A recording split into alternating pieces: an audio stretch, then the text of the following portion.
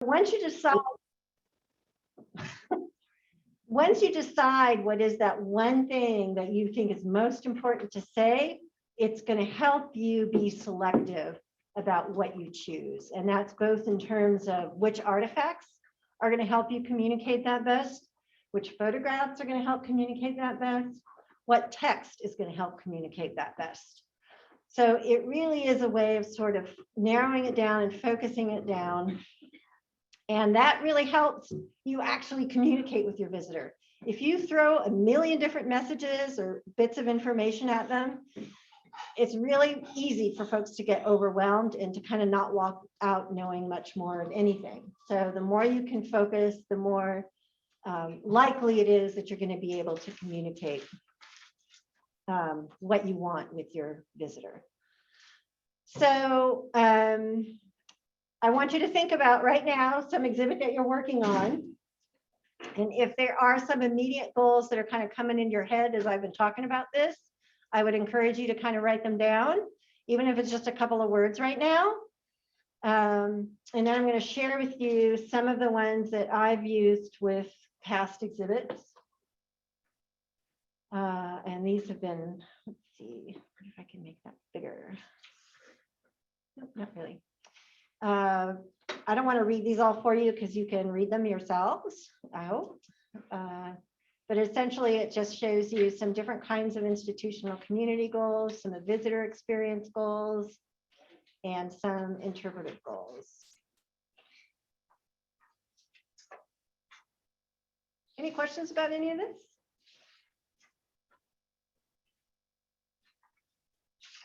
Yeah? No, it's looking good. Okay, you're happy? Giving you a nonverbal, Is that it? Yeah. You can be verbal. It's been a while since we've all been in a room. And when Allison and I talked about this, I said, I always think I'm a better teacher when I actually have, students in the room. It's hard to do it all remote. So please feel free to chime in. It is hard to read facial expressions through math. So if you have a question or anything, please interrupt me. I like that because I want this to be what you need and that you get out of this what you need. So, ask questions. Yes. When you've worked with museums in the past, is a large part of the process removing, editing, deleting? Often. Not always, but often. And again, because it is just kind of that focusing in. I mean, I think it's just, if you have 10 objects in a case, it depends on the objects. And that's the thing, it always kind of depends. That's why I'm sort of not giving a blanket answer. But often a visitor might get more out of it if you have fewer, because they can actually spend more time with those 3 than they can with 10. And so I really like to give the objects lots of space and give lots of opportunity for the visitors to interact with them. So I do tend to edit down. And yeah. All right, any other questions? All right. Yep, yeah. That sheet with the examples. Yes. Do we get that in the? If you would like that, I will make sure that you do. It's not in the handout I just gave you, but I can do that. All right. So once you've decided your goals, and you've probably already started some research before you're even starting to set those goals, because it is kind of hard to come up with an interpretive message if you don't know something about your topic. But when you're doing that interpretive goals, you don't have to be, you don't have to dive deep yet. But when you start to get to this point, you do. And you might end up going back and revising some of your interpretive goals as you go through the research, because it is kind of a back and forth. Your first impressions may not be what your ultimate impressions are about your topic. But once you've kind of solidified all that and you're moving forward and you're actually writing your text, these are my 2 bits of advice with text. Limit the length and create hierarchies. You want to edit your chunks of text down to what's considered a readable length of text, which is typically around 150 words. Okay. And as you're editing, you can be guided by those goals. If you've got a paragraph that's got 10 sentences, you want to look at each one and say, does this really help me communicate what it is I'm trying to communicate? it's when we know as much as we tend to know by the time we get to this point, it's really easy to include a lot. But it turns out a lot of museum visitors are not big readers. I was going to mention you by name, Allison, but thank you for volunteering that. And as it turns out, I'm not a big reader either. I'm a very visual person. And so when I go to exhibits, I tend to be taking in the visuals before I'll get to the text. And if there's too much text on a panel, I won't even. Yeah. Maybe I'll read the first sentence or two. Exactly. Moving on. So you just got to keep that in mind. Your visitor isn't going to read a lot. So you want to keep it as succinct as you can and as short as you can to be able to communicate, again, what it is you're trying to communicate. And then you want to organize that. My husband was a newspaper writer for years, and he used to edit my work back when I was in college and graduate school. And he constantly accused me of doing something that is known in the newspaper field as burying the lead. When we learned to write in school, we tended to want to end with our conclusion. Your conclusion goes at the top. You want to summarize your main point at the very beginning of your text, because some people are not going to get past that first sentence. And you want to make sure that you've delivered your message in that first sentence as much as you can. And then you can create additional levels under that, like here's the main idea, and here's like the next thing that sort of supports that. And then here is all the detail down here. Again, it all kind of feeds up to that. And then when you're actually designing those labels, you can differentiate those levels with using size and color. And I'm just going to show you a couple examples here. If I can just tuck that down, I believe. So here I've got, my main title, immediately what this is about, cattle and bunchgrass. Maybe you're interested in that. You'll read a little further, and then you might read the first sentence. And then if you're really into it, you might go a little further down. And then the same is true with this one. Sort of the main title, so you know what it's about, first level, second level. So it's just about creating levels. Each of the lower levels is supporting the upper level, but that main idea is right up there at the top for the people that are just going to breeze through. They've done studies on how long people actually spend in exhibits, and the average is like 15 minutes, no matter what the size of the exhibit is, which always stuns me. So you don't have a lot of time with them. You got to be succinct. When it comes to writing labels, this is my favorite resource. I still refer back to it. This is Beverly Sorrell's book called Exhibit Labels: An Interpretive Approach.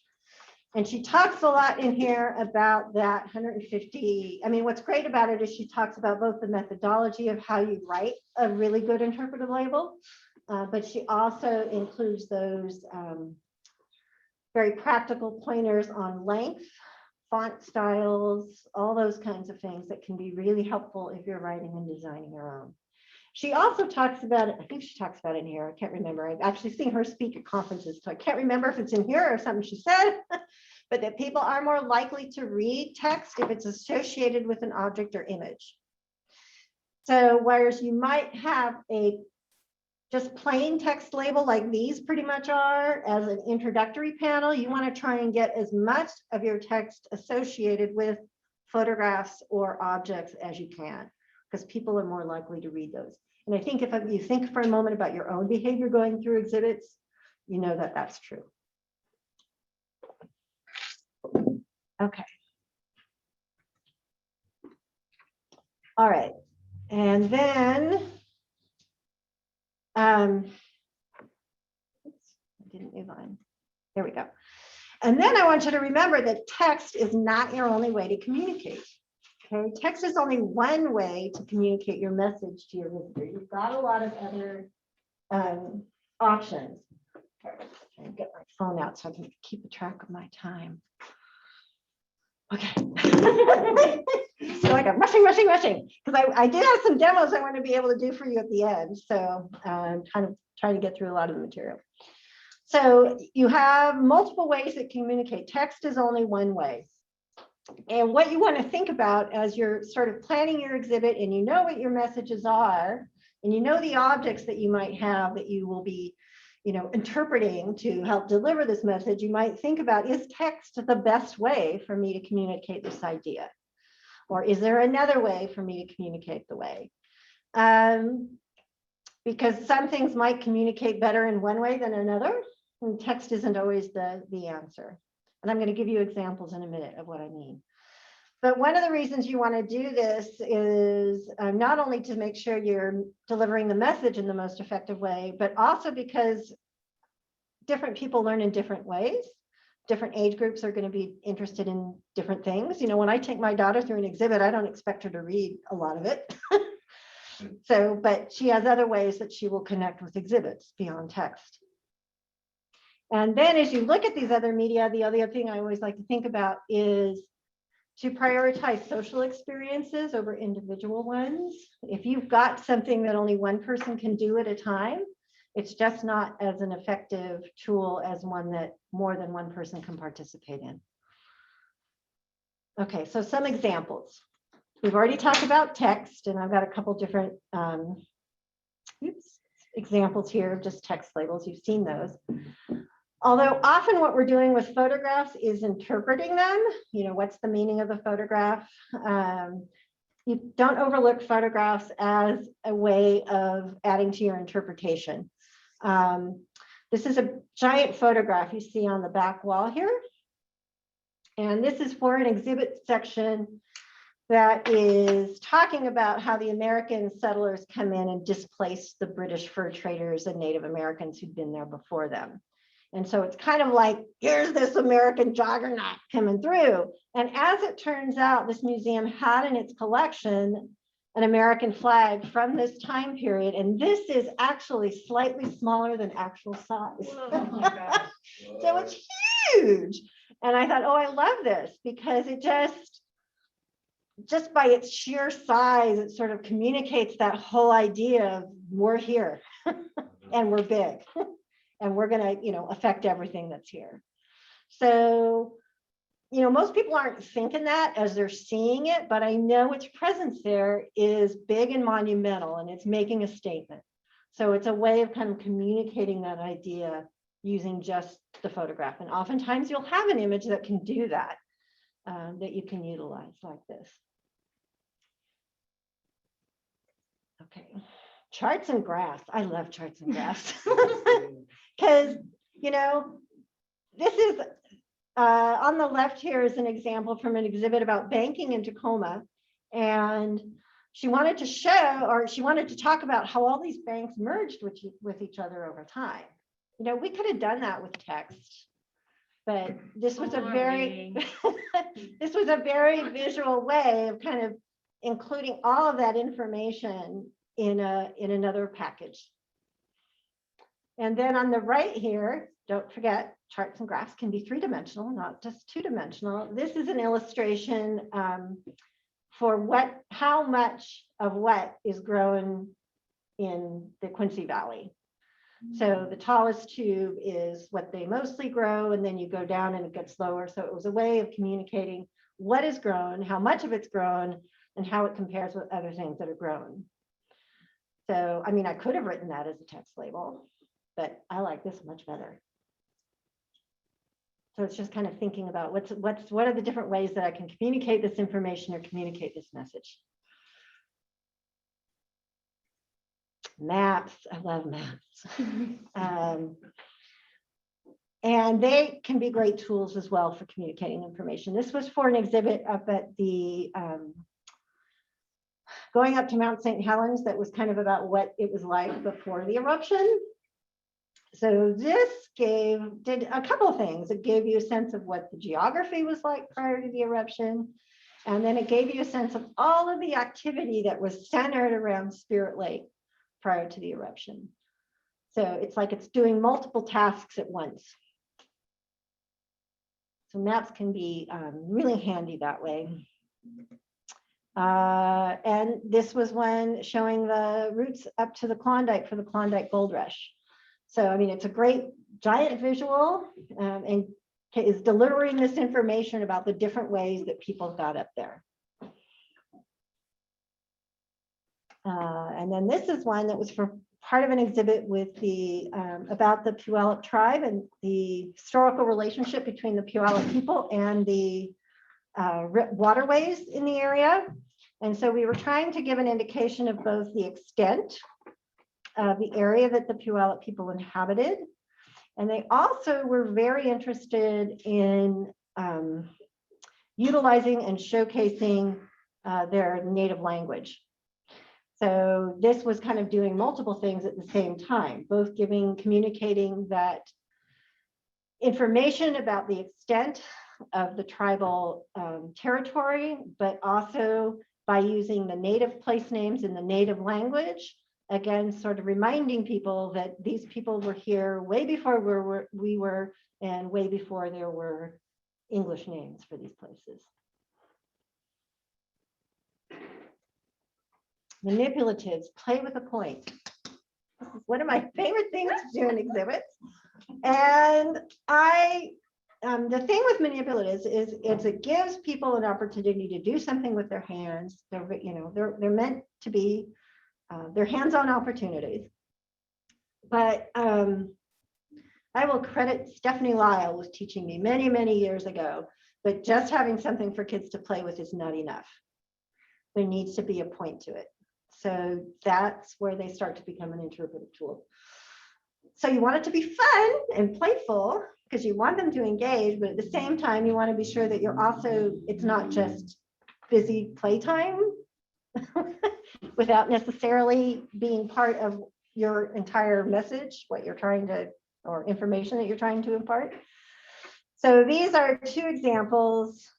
There was a way I could just get rid of that. If it will let me hide it. Maybe the little, to the furthest left. Oh, yeah, there we go. Oh, much better. Okay. So these are two examples that are both kind of the same sort of manipulative, where it's basically build a wall or build a house to show construction styles. So it does a couple things. It provides a three-dimensional model of a construction style that was important in both of these two exhibits.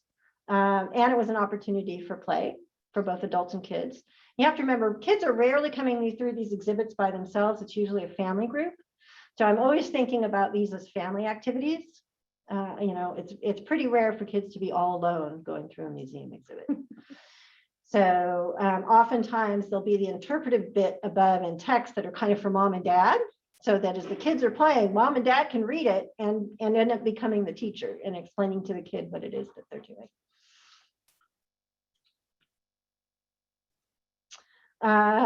This is this is a little wagon. It's probably, I think it's about 18 inches long. So it's like a toy wagon that I then used information about all the stuff that was taken on the Oregon Trail and made mini cargo for it. So again, there's signage here for mom and dad to be able to explain to the kids, why this is here, but the kids get to play and pack their wagon. This is one of my all-time favorites. This was a maritime exhibit, and I just put in this voice pipe, because it's teaching communication. This is just PVC pipe. I mean, this cost me like $5 to put together, and it worked really well. So it traveled quite a distance, but there were two different points in the exhibit, so you could have, a kid or a parent at each end and be able to talk to each other. It was really fun. And then this is a apple picking activity that is that I was trying. It was, first of all, it's in a section that's talking about laboring in the fields, but I also wanted to give people a sense of the difficulty of it and the importance of speed. So there's actually a little timer over here, so that if they want to time each other, they can. So they can have little contests and see how fast they can pick all the apples, because that's also part of that work. You paid by how much you pick. So picking fast and picking a lot is important.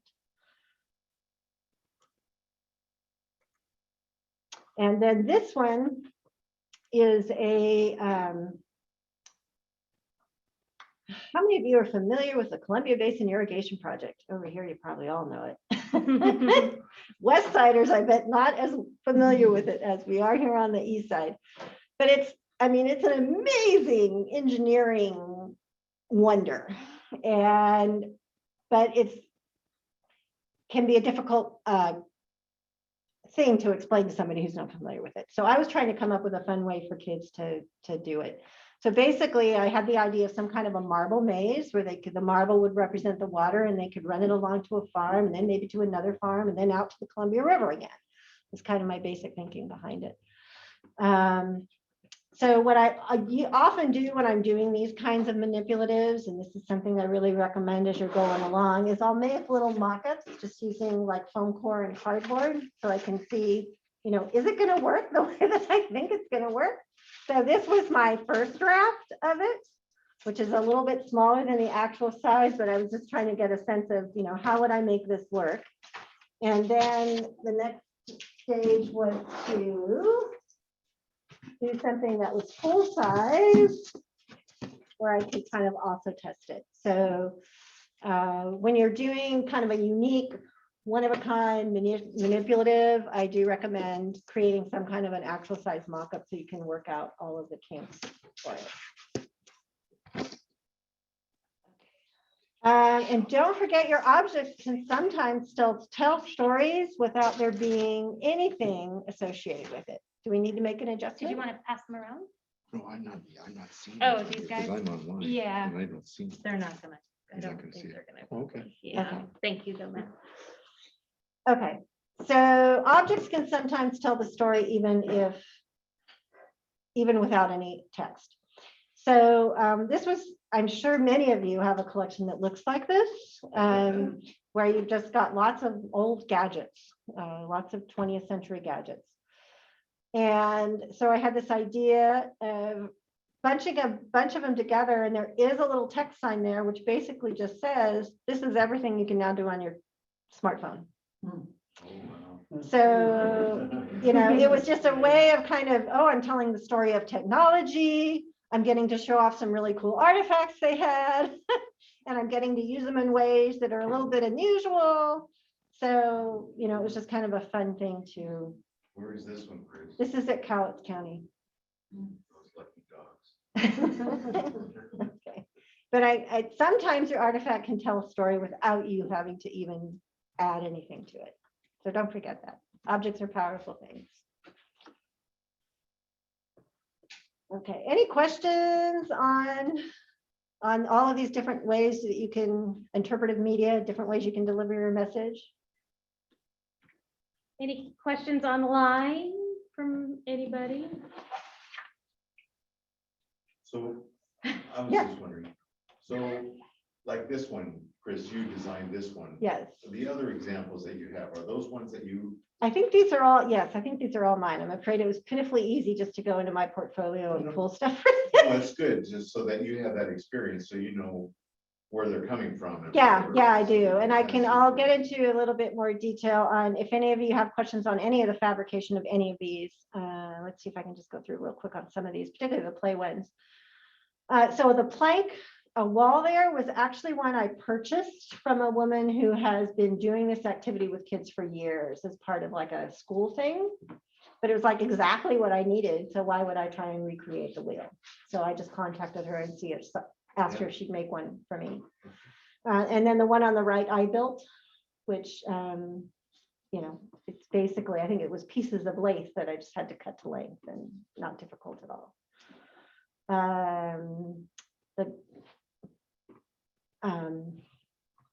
The wagon was purchased off the shelf. It's like an American Doll wagon. And then I made all the little pieces, most of the little pieces that go with it were just like, put a stamp and all kinds of different, I had fun with that. I have a thing for miniatures, so I had a blast. And then that one I built myself. This one, I was going to talk about this later, but I'll throw it in now. This was a great combination of sort of custom made and store-bought items. The little cubbies that the apples are in are these plastic jars that I bought. So all I had to do was design the tree and get the holes cut in the tree, and then we just glued these in. So sometimes you can just use, I spend a lot of time walking the aisles of hardware stores. is then thinking, oh, I think I want to do this, but what would help me do that? And then I walk the aisles until or I look online. Boy, lots of good ideas online. And then this one I had, I did all the mock-ups and then I found somebody who could cut the pieces for me. What about, And what was that material eventually? It's made out of something called, pretty sure we did that with all PVC. Boy, I jumped way ahead here. What happened? Sorry, finding my place. There we go. That was all printed on PVC board, and I'll talk more about substrates in a little bit, but it was pretty much just printed on and cut out of PVC board. The brand name is Sintra, but it has other brand names too. And I had the printer do that. They did the printing and the cutting, and they actually did the assembly for me too. But oftentimes I'll have somebody else print it and I'll do the assembly. It just kind of depends on the fabricator I'm working with and how much they can do. These guys really wanted to go all the way, and I was like, fine, less work for me. So it worked. What about digital media? Or is that something maybe we're gonna cover later? Yeah, we're going to talk about that next. So we're going to talk about audio and video. So audio is great, and I love audio for a couple of things. It can do a couple of different things for you. It can set a mood. So if you've got an exhibit where you're trying to set a waterfront mood or a forest mood or whatever, you can use sound to help set mood. You can also use it to bring an artifact to life by adding sound to an artifact. It's working sound. You can add some life to it. And you can also use it just for straightforward communication of information. So I got 3 different examples here. I'm going to try just letting the speaker pick up the I think I sound. should pick it up. Let's see. We will find out. Let's see. This is, let's see, let's do background sound first.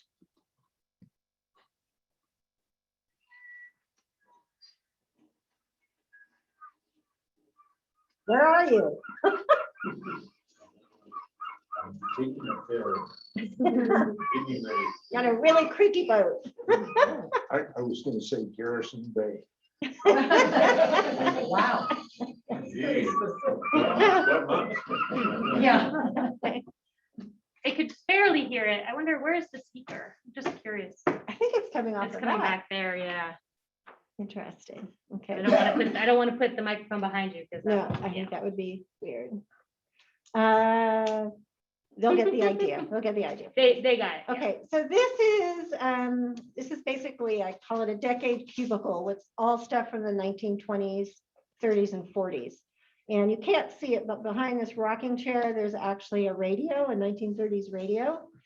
And I have a little sound effect that's set up with a motion detector. So as you approach this little cubicle, you'll get a little sound effect.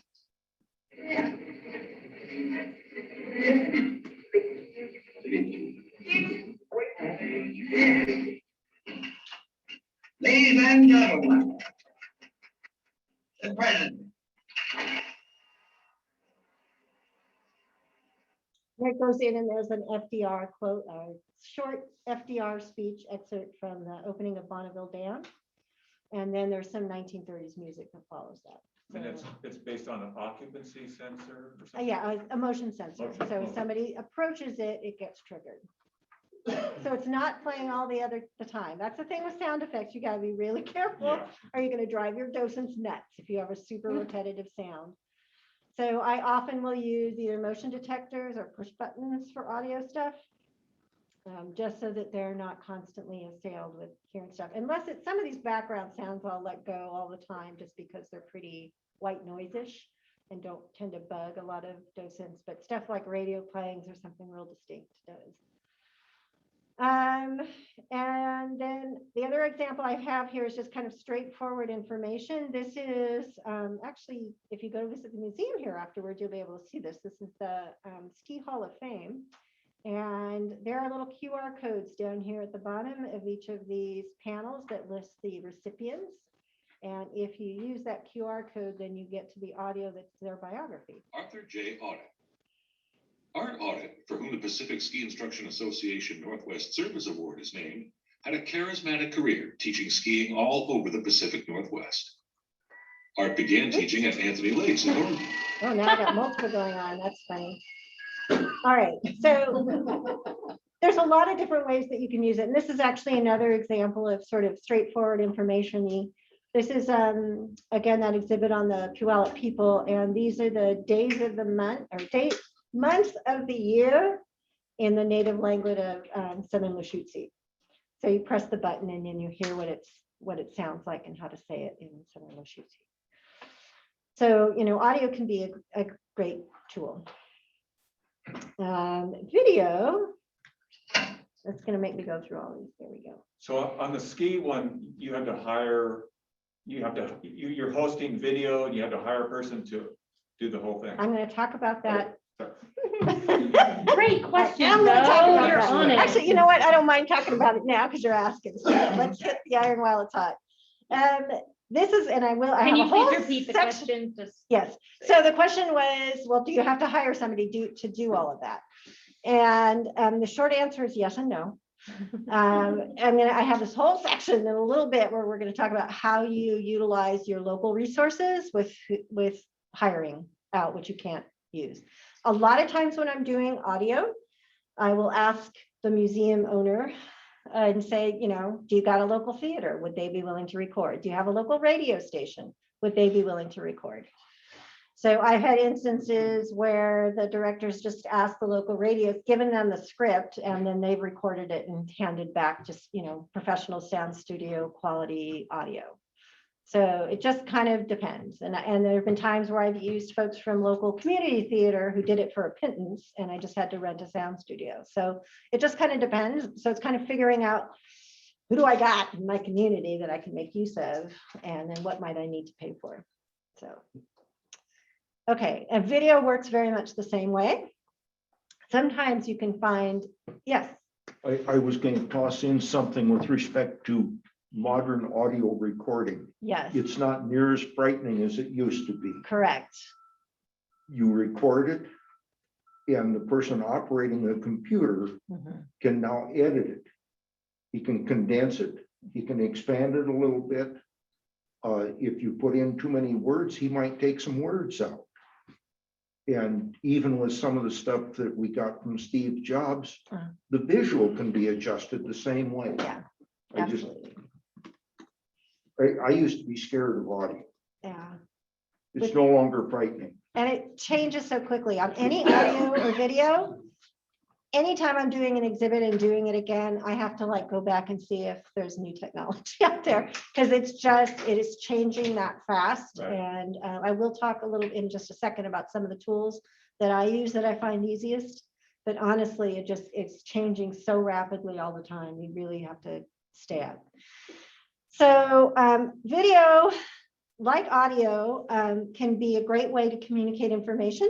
So if you combine audio, like a voiceover with still photographs that are kind of Ken Burns-esque flashing by, that's a great way to just kind of deliver content in another package that's not text and can actually be quite dense, but delivered in a pretty short period of time. And it's a great way to make use of more of your images, particularly if you have a really great image collection about this one topic, but you cannot throw 30 images on the wall. You don't have the space, nor are a lot of your visitors going to be that interested, but some of them will be. But if you can package them all into a smaller space, it can become a great vehicle for both showing off what you've got and also communicating something too.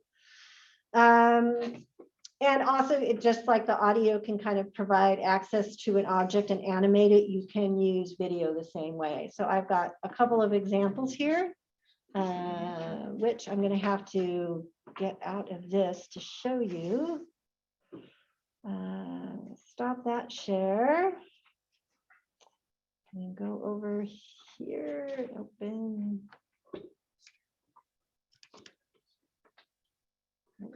Yeah, there we go.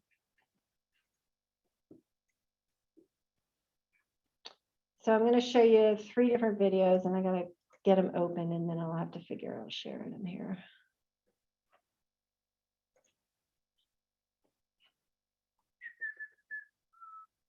All right, I got that one. Let's see if I can just move it over.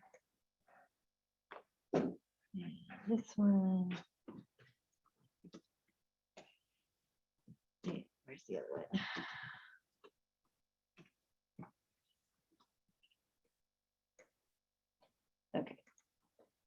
I can go back here.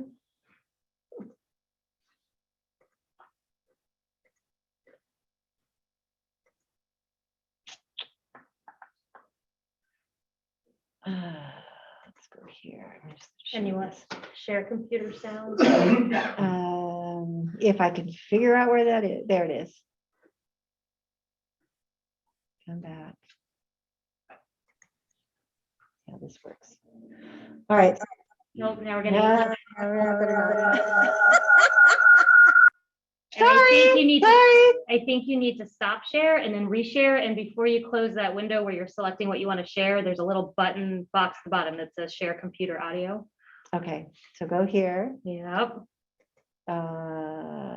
Just here? No, just share your screen again and you'll get that box. See at the bottom, share computer sound. Ah, Yeah, thank you, it's the thank magic button. you.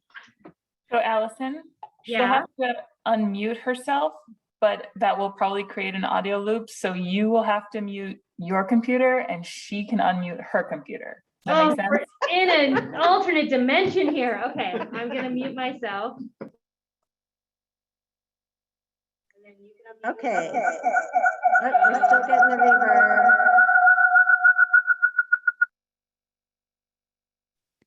Okay, that didn't work. We're gonna see if the TV just will play it and we'll hopefully Okay. pick it up from there.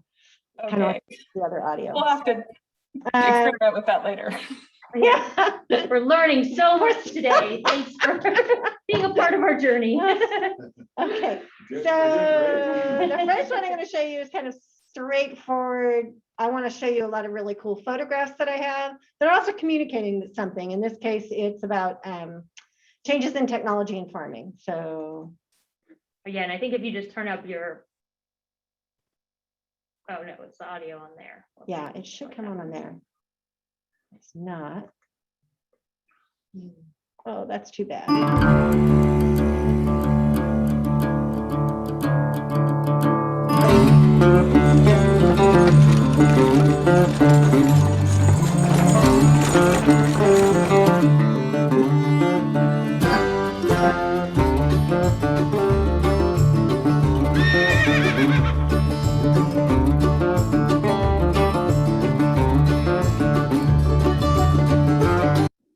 Anyway, you get the idea. A lot of really cool photographs, a little bit of text, nice music, and a nice package for delivery.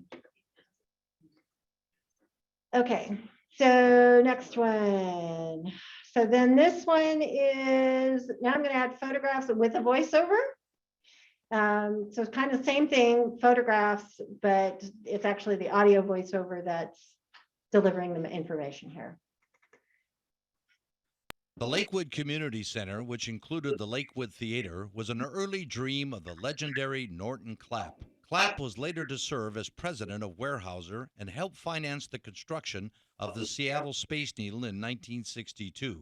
But back in 1937, Clapp's Community Center included retail stores, the Lakewood Terrace Restaurant, and its centerpiece, the Lakewood Theater. Anyway, so Sorry, you get the that was idea. annoying, but yeah. So in this particular case, going back to your question earlier about where you get all the recordings and everything, that particular voiceover had already been done by a guy who does these little 2-minute histories of the community on the radio. So I already had the recording and all I had to do was add the photographs. So And then you built it in what software? I'm going to show you that Oh, next. sorry. Okay. Yeah, one step ahead, it's perfect. He's a plant. Yeah. Okay. And then the last example I have is again kind of bringing an artifact to life, which is the Drehorgel at the Leavenworth Museum, which is an old hand crank organ, and they have it on display there. But it was like, how can we show people what this sounds like, how it works, and all of that? So they got a local videographer who was willing to. He donated his time, didn't he, to make this one, or low cost? It was nominal. It was nominal.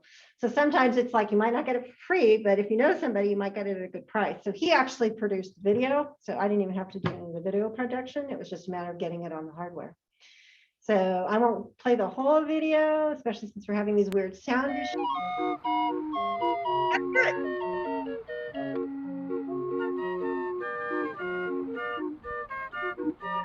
And And then he goes through Or go a little explanation of how it works. manufactured in England. The interesting thing is it runs on the same principle as your. So it was a great way to show people how this object actually operates. So sometimes if you have something like that and you know, even if you can't operate the one that you have, if you know somebody who's got one that's similar, you can at least show people how this thing worked. Okay.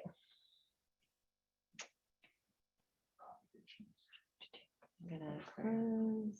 I don't want to close the wrong thing. Sometimes you think you hear that song. Oh, All right. talk to Chris about changing that. Yeah, I actually wanted to talk to you about that because I couldn't remember if I'd actually done the last change we talked about doing. Okay, so I'm going to go back to sharing and now I'm just going to go back to my PowerPoint. Okay, and tell me if you're seeing it on the line the way We're that- seeing the presenter view, so we're seeing it the way it is there. Okay. I got to find that little doohickey again. Maybe under slideshow. That's what I'm hoping. We're still Play seeing. setting, Still duplicate seeing the slideshow. Yay. We're We're gonna have it figured out by the end, Allison. All right, so how do I make the audio and video? So content, as I've already kind of started to mention, sometimes your local radio station might help you with audio. You have a local public TV station. Sometimes if you have a community college with an audio or a video program, they can be a resource. I've used community theater actors, and then oftentimes I get lucky with pre-existing audio or video. So, and most people I have found are super generous and willing to share their pre-existing video with museums. When we were working on the Quincy project, there's a program called, I think it's Washington Homegrown or Washington Grown, that creates these little less than 5-minute info videos on how different crops are made, or different stories that are agriculture related. And they were super generous in just letting us use a couple of those to talk about some things that we wanted to be sure we talked about in the exhibit. So I think all of those places are places that you can go for your content or help in developing that content. And then if you do have audio that you need to edit it, as you mentioned earlier, computers have made this super easy. Audacity is a free online audio editing software that I often use, primarily just for, usually it's adjusting sound quality issues.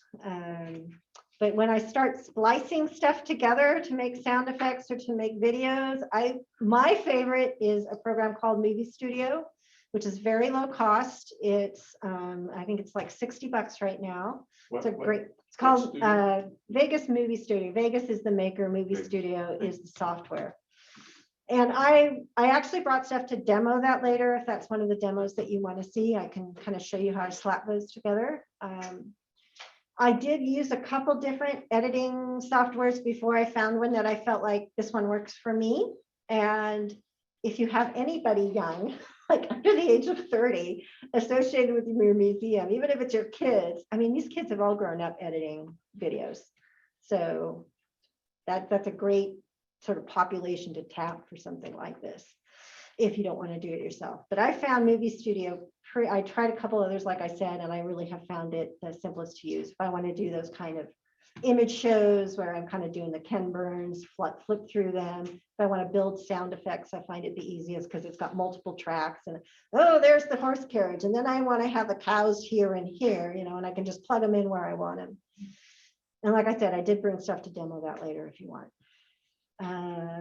And then for the hardware, because then you got to have something to play this on, right? And this is definitely one area where I have to like research every time I'm doing a new exhibit because it's changing so incredibly fast. But over the years, I have found that, and these, by the way, are all on page 2 of your handout, so you don't have to write them down. The audio hardware I really like is called CF Sound, which this tells you how long this one's been around. That stands for compact flash sound. But no, actually, I think you might still have a little compact flash thing in it, but now it's got, you can plug a USB into it or a SD micro card. So, I mean, it's got a lot of different ways you can put the digital files into it. But what I like about it is because it's the player, but they also have push buttons. They also have motion detectors. So you can either have it playing on a loop on the background, or you can have it triggered by motion, or if you've got multiple sounds, you can put push buttons in place and people can pick the sound that they want. So I've done that sometimes with oral histories. If I've got like a collection of oral histories I want to give people access to, then they can press the button to hear the one that they want. So they also sell speakers, but you can also hook up a handset to their equipment as well. So if you don't want to use a speaker and you want a handset, you can do that. So that's the sound machine that I often use. And depending on, if you need push buttons or speakers or what all you need, it can run anywhere from 390 to 600. And you can buy it you can either buy the individual pieces and wire it all together yourself, or they sell it as pre-wired kits. So I used to wire them all together myself, and then it's like, not if I don't have to. I'll just let them wire it. Yes. But this is a physical machine in the museum. It's not Yes. going to a Correct. hosted website. Yes, and I really like, and I often, when I'm working with small museums, just recommend standalone single unit pieces of equipment. They're less likely to break down. You don't have to depend on Wi-Fi. There's just a lot of maintenance issues that you don't have to worry about if it's an all-in-one unit. So that's usually what I recommend. And that's true with the digital players as well, is they're just one unit that's hooked up to the TV.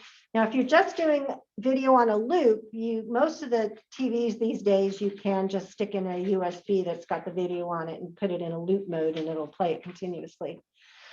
But if you want push buttons or something else so that it's not playing all the time, a push buttons or a motion detector, then you have to go to a digital player that has that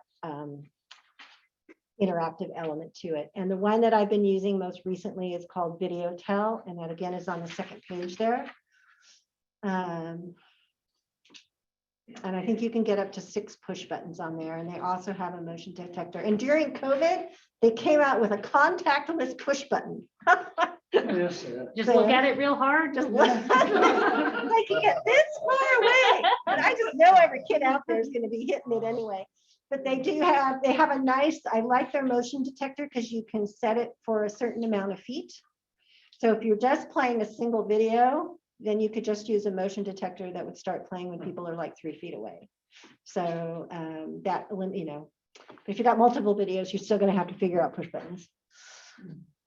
And then, of course, don't forget to take advantage of the visitor's own hardware, their smartphone. QR codes are bad. Mhm. So QR codes were really hot in the museum world in the 90s or early 2000s. And everybody was using them. And then they found out that none of the visitors used them. So they kind of fell out of favor. But with COVID, who's been to a restaurant in the last year and a half and had to use a QR code? Yeah, they have come back and people are now familiar with them. They're not as intimidated with them. Plus there was the phone manufacturers changed it. It used to be you had to actually download an app that would read the QR codes, but now your camera will read it. So there's like nothing the visitor has to do other than aim their camera at the QR code and it will pull it up. You do have to have someplace in the cloud where you can store the videos that will then get triggered by the QR code.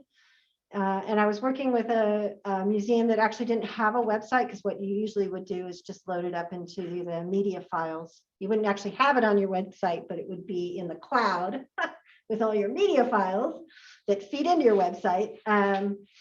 But they didn't have a website, so they didn't have a cloud service of any kind. So I found there's a way you can actually use YouTube and make it not public and have the video triggered on YouTube. So we're doing that for them.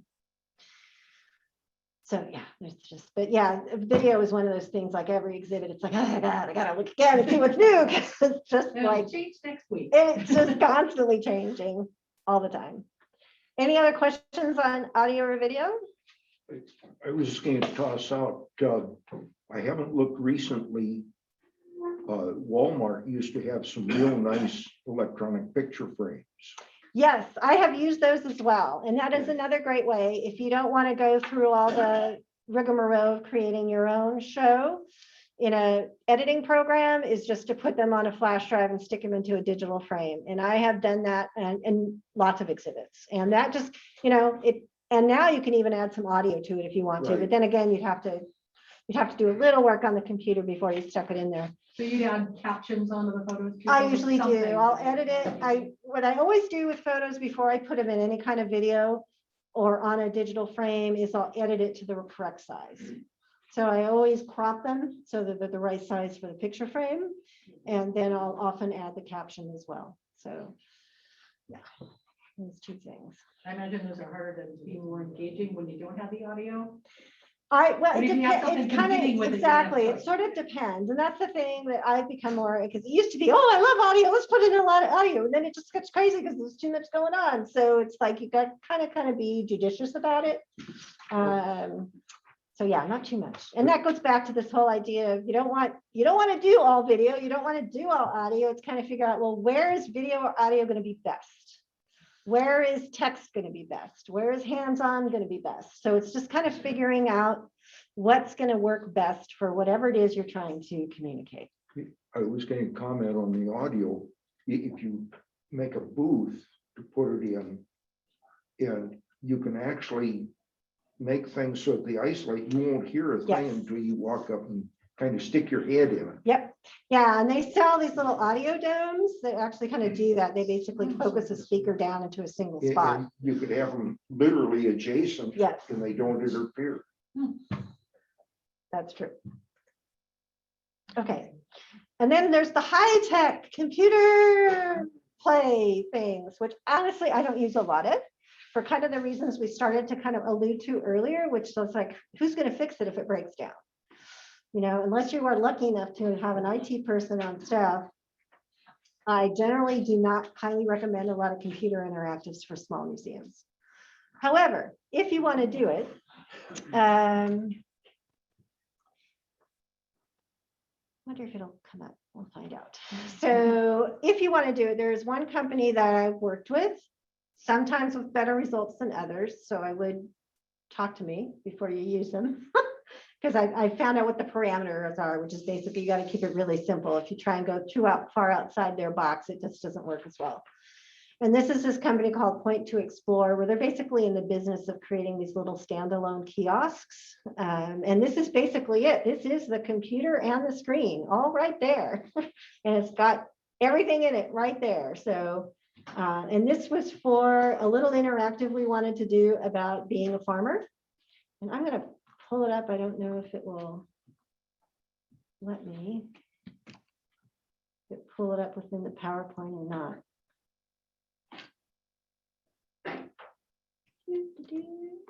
Come on.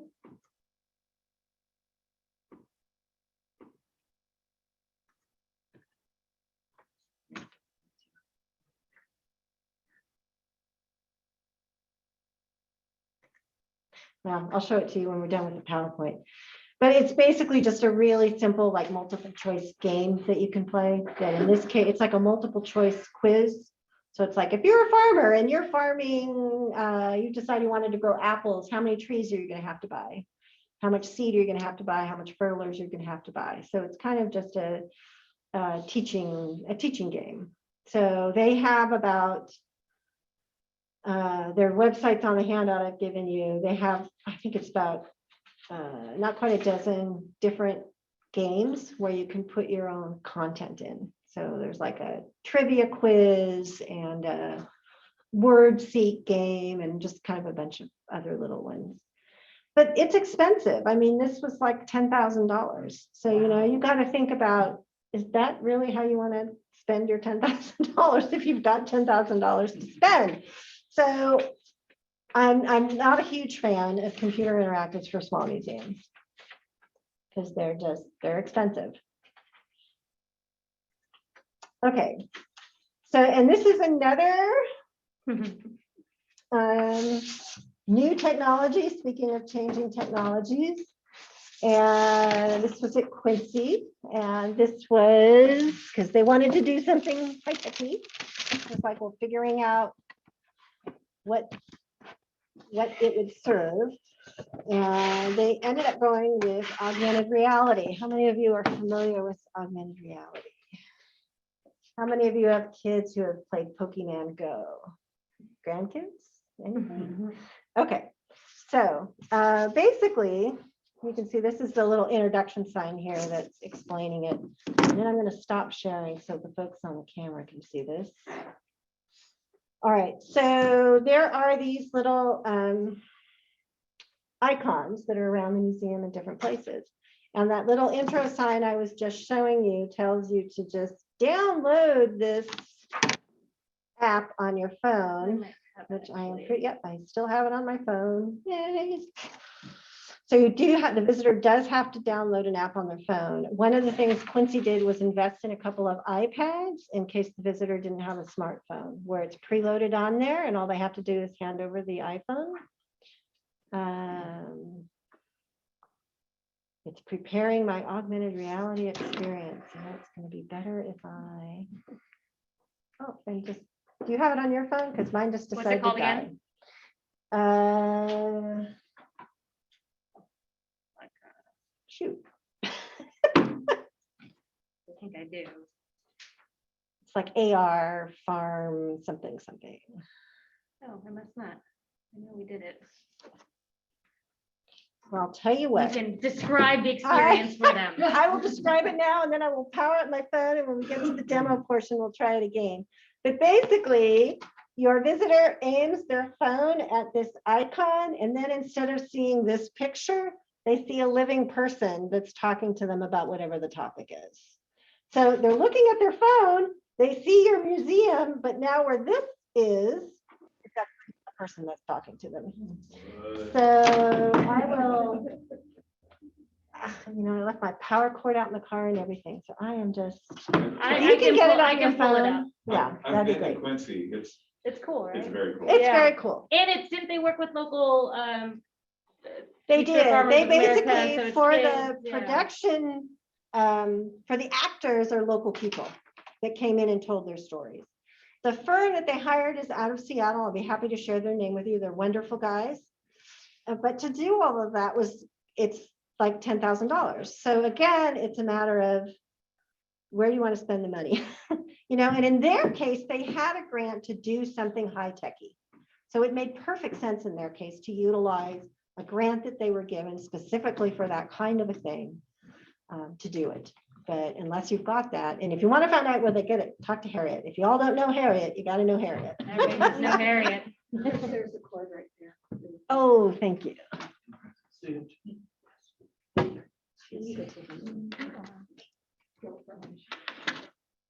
Sorry she couldn't be on here today. All right.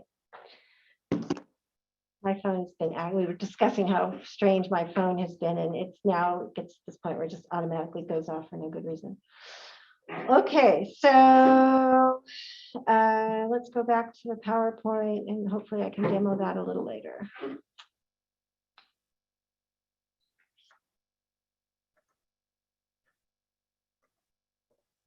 Okay, so that worked a lot easier that time.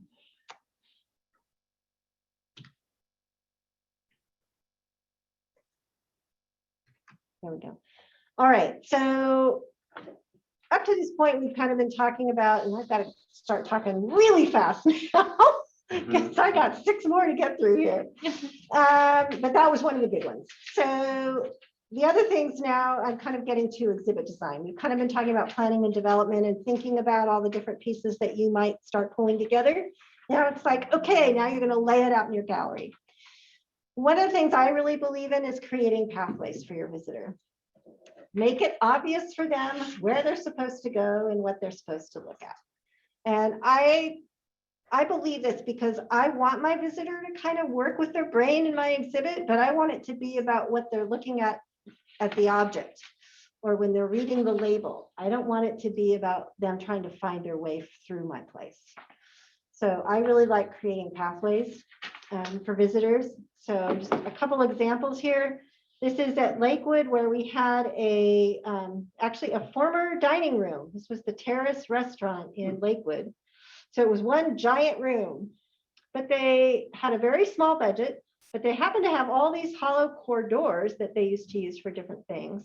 And I just bolted them all together and then created this pathway that goes through the whole space.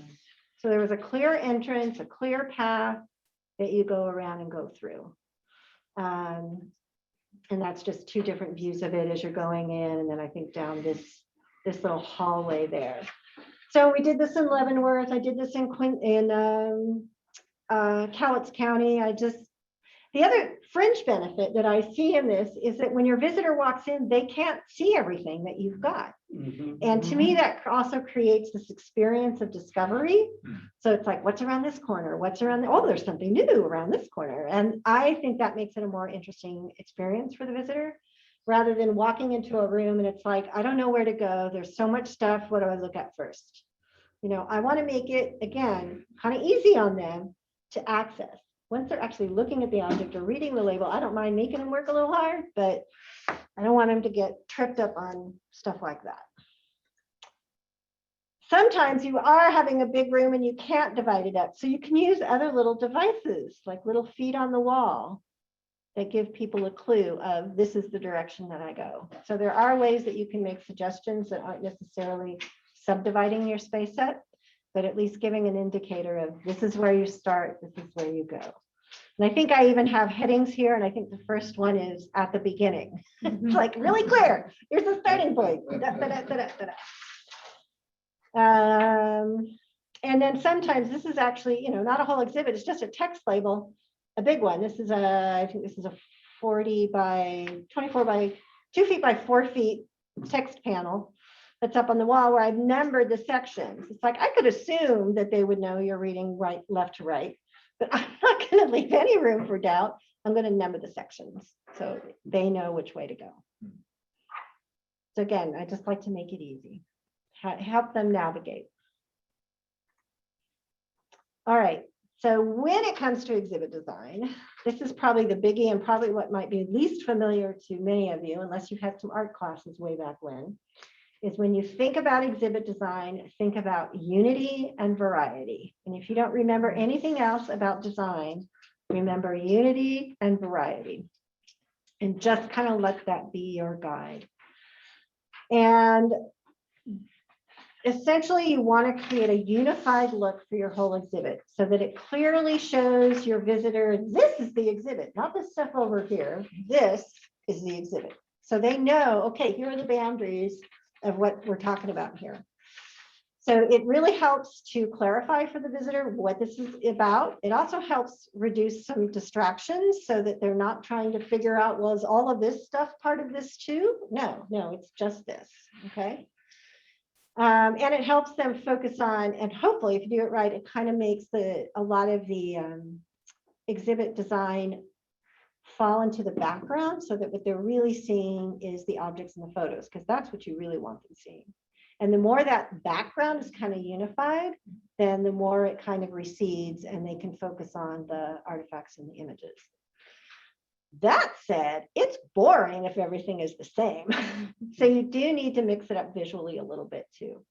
So you can't have everything be the same, but it makes it not only visually more interesting if there's some little differences, a little bit of variety, but you can also use it to highlight key messages or key points. And I'm going to show you examples of all of this in a minute. So, and then you can create focal points within each exhibit section where there's like a central wow, or almost like giant arrows pointing, look at this here, so you can use it to help with your interpretation too. So if you've got a whole section that's about logging, but there's like one artifact that is like the most important or special when it comes to that, you can use this. You can use design devices to help draw people's attention to it. Okay, so what are those tools? What are we talking about? You got color, and there are lots of them. If you look up online, design elements, you're going to see a list that's 2 or 3 times as long as this. But these are the ones that I find that I use most often with exhibit design. Color is a big one. Texture, lining things up, how things are lined up, size of things, depth or height of things, and fonts. So these are kind of my quick and my little cheat sheet here about what these mean. So unity wise, we got same size, we got same color, except for one. So that's our variety. So where am I going to put the most important bit of text? I'm going to put it on this one. Where am I going to put the most important object? In front of this one. Okay. Same thing here is using texture. I've got unity in size, unity in color, variety in texture. Okay. Alignment. Yeah, they're up and down, but it's a repetitive pattern. So that's my unity. I got both sides and a repeating pattern. And here I've lifted one up a little bit. So the way you line things up can also either draw attention or keep the attention even. Sides. Okay, guess which one is my intro label that I really want you to read? This one. And height can do the same thing, draw attention. And again, it just kind of creates that visual variety. I work with a lot of museums or exhibit projects that don't have a lot of three-dimensional material. So one thing I'm often struggling with is how do I put photos and text on the walls and have it make it look interesting? Well, one of the ways you can do that is by pulling some of it out a little bit with spacers and that sort of thing. Okay, this is a universal principle, this unity in design thing. This is not just exhibits. If you know anybody who knows anything about interior design, it is the same. Okay, what's your unity here? Color. What's your variety? Texture. Lots of different textures. Smooth, we got leather, shiny floors, rough wood, fuzzy, fuzzy rugs. What's your focal point? Fireplace. Okay, they're pretty universal. What are your unifying factors? Lots of browns. What's your variety? Yeah, color. You got big color pops here in the pillows. What's your focal point? Yeah. So, you're going to be using size for the focal point. You can use texture. You can use color. There's lots of different things. It just makes it a more visually interesting space. And then you can use it to support your interpretive goals. So it's kind of serving multiple purposes. So how does it look in exhibits? Well, what's the unity? Okay. Yeah, I got a lot of things. I got, size, color. Yeah, sticking with the blue color schemes. Where's some of the variety? The table, Yeah, I got different. the shapes are, that one shape is very different. So it's yeah, all right. So I got smooth plexiglass here and here. I got matte paint here and here. I got giant photographs. I got little photographs. So it's a little bit of everything. You'll notice my text labels are the same color as the background wall, because I'm wanting those to kind of recede back so the images and the text stands out, not the board that they're on. Same thing here. I have a thing for blue. I was going through my slides thinking, Yeah, boy, I got a lot of blue. Although I love that green, that Leavenworth green. I Favorite. think I got one of that coming up. That's trademark. Oh, okay, all right, good to know. We were gonna steal it. So I got all these, I got a lot of blue. I'm using blue in the labels. And then I got the color pops with the yellow to draw your attention to, hey, read this text if you don't read anything else. I've also got different sizes in the photographs. So creating some variety there in photo sizes. I'm going to start going through some of these pretty quickly. There's that pretty green. Label signage is green tinted. The paint is green. I got one big photograph and then some smaller ones. Red box is Red nice. box. Draw attention to the artifacts. They're the important thing, right? It's another green. So, and this is true, most of the examples I've shown you have been arranging panels and photographs. The same is true with artifacts. If you can mix sizes and textures in artifact displays, that also makes them more visually interesting.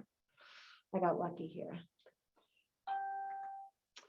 And sometimes you want to use sameness for a point. This basically, I call these the community cubbies at Cowlitz County, and it's just a lot of similarly sized cubbies for all the different communities with the artifacts in them. Those are different locations in their town. Yeah, county, different Or towns in the county. Okay, so of these tools, I think color is your most powerful and your cheapest. So, you know, a gallon of paint is $40 and you can make that go a long way. So I'm a big believer in color. So it really helps if you teach yourself a little bit of color theory. And I would say if you learn nothing else, just remember when you look at a color wheel, if you want to make your red look really bright and brilliant, you're going to combine it with a color that's opposite it. Those are called complementary colors. So if you're going for big contrast and a wow, you're going to go on opposite sides of the color wheel. If you're looking for a more sedate presentation, then you're going to choose colors that either are right next to each other or kind of a third of the way apart. I tend to favor slightly grayed tones. I rarely go out here with the intense hues, the full hues. I tend to use ones that are a little bit more grayed out. And that's because I like the color. I'm kind of known for my color use because I like the color. But again, I want it to help set the mood and I want it to help create that unity. But I don't want it to be like overwhelming either. Do you choose colors so it amplifies the exhibit? You don't just choose a color just to choose a color. use color. You have a reason for it. I have a reason for it. And that is why I think color is such a powerful tool, because it really can evoke a mood and complement your topic or your interpretive message. And like the Ski Hall of Fame, you know, I've got really cool blues, cool whites. I've also got the frosted acrylic for the signage here. So it's, you know, again, choosing those color tones, knowing the difference between a warm tone and a cool tone. And all of that stuff is stuff that you can use to really set that mood. Like when you went from the blue down and got light down. Yeah. Yeah, yeah. And the snowflake on the wall. Oh, you like my little stuff? Oh, That was really cool. Yeah. This was a fun one. And this was an exhibit about churches in Gig Harbor. And I think of this as my, you know, liturgical maroon, you know, it's like, it's the color I thought of when I thought of a church. It was the carpet in the church I grew up with, you know, that's, you know, liturgical red. So, and it was great. They happened to already have these taupe walls, so it worked in combination with what they already had. And again, I think it just kind of supported that feeling. And it was great for some of the artifacts. I don't think I have a picture of it, but they have this gorgeous silver cross that came off one of the steeples that's against this beautiful maroon, and it's gorgeous. So really nice. So this is not mine. This is the National Holocaust Museum in Washington, D.C. And I'll never forget visiting with my husband. This is the model of Auschwitz. Ever the exhibit person, I looked at the walls. What color are the walls? They're ash gray. So it's like, I just got chills right then and there, standing there. But it can be a really powerful tool. And it's cheap. I often will use it to help also, you know, we talked about how I use it to define exhibits. You can also use it to subdivide exhibits. This is here in Leavenworth, where we've used the green to talk about the early period when it was a logging town and it was a lot about forestry. And then we've used the blue to signify this is the transition into the Bavarian era. So you can use it to define sections too. I did that in Cowlitz County as well. I have like 3 different colors that I've used just to define different sections. So you know when you're transitioning from one topic to another. What was your thinking when you had the windows to view a lot of like the royalty of the north one, or I see the larger windows here? Did you think ahead that that's putting the viewer as a participant in history passing, or what was your thought? Did not think of that, but I love it. Can you just repeat the question to Chris? So she was asking about the use of the windows in this exhibit in particular. Yes. Yes. Okay. They were there. They were already there. They were part of, but I think the minute I saw them, I knew what I was putting behind them. And part of that was practical because we wanted to make sure those dresses were not easily reached. In the end, we decided not to we talked about putting plexi up as well, but we decided we didn't need to, and I don't think it's been an issue. So I think it's created enough of a divider and a distance, people are respecting it. But sometimes there are happy accidents, it's just making work what's there. And another great example of that is in Cowlitz County. They had a late 19th century wood settler's cabin that had been moved into the museum in the 1950s. So it had been there since like forever. And the question was, and the director at the time says, you can take it out if you want. I was like, oh, I kind of don't want to. It's like, well, what am I going to do with it? So I had to design the space around it. And what I ended up doing was creating a special space for it, and then created this, what do I want to call it? It's like a theater play that takes place in the cabin with sound effects and lighting effects and the whole 9 yards. And that was worth every penny we spent on Yeah, that. great. I think it's still everybody's favorite thing when they go through. So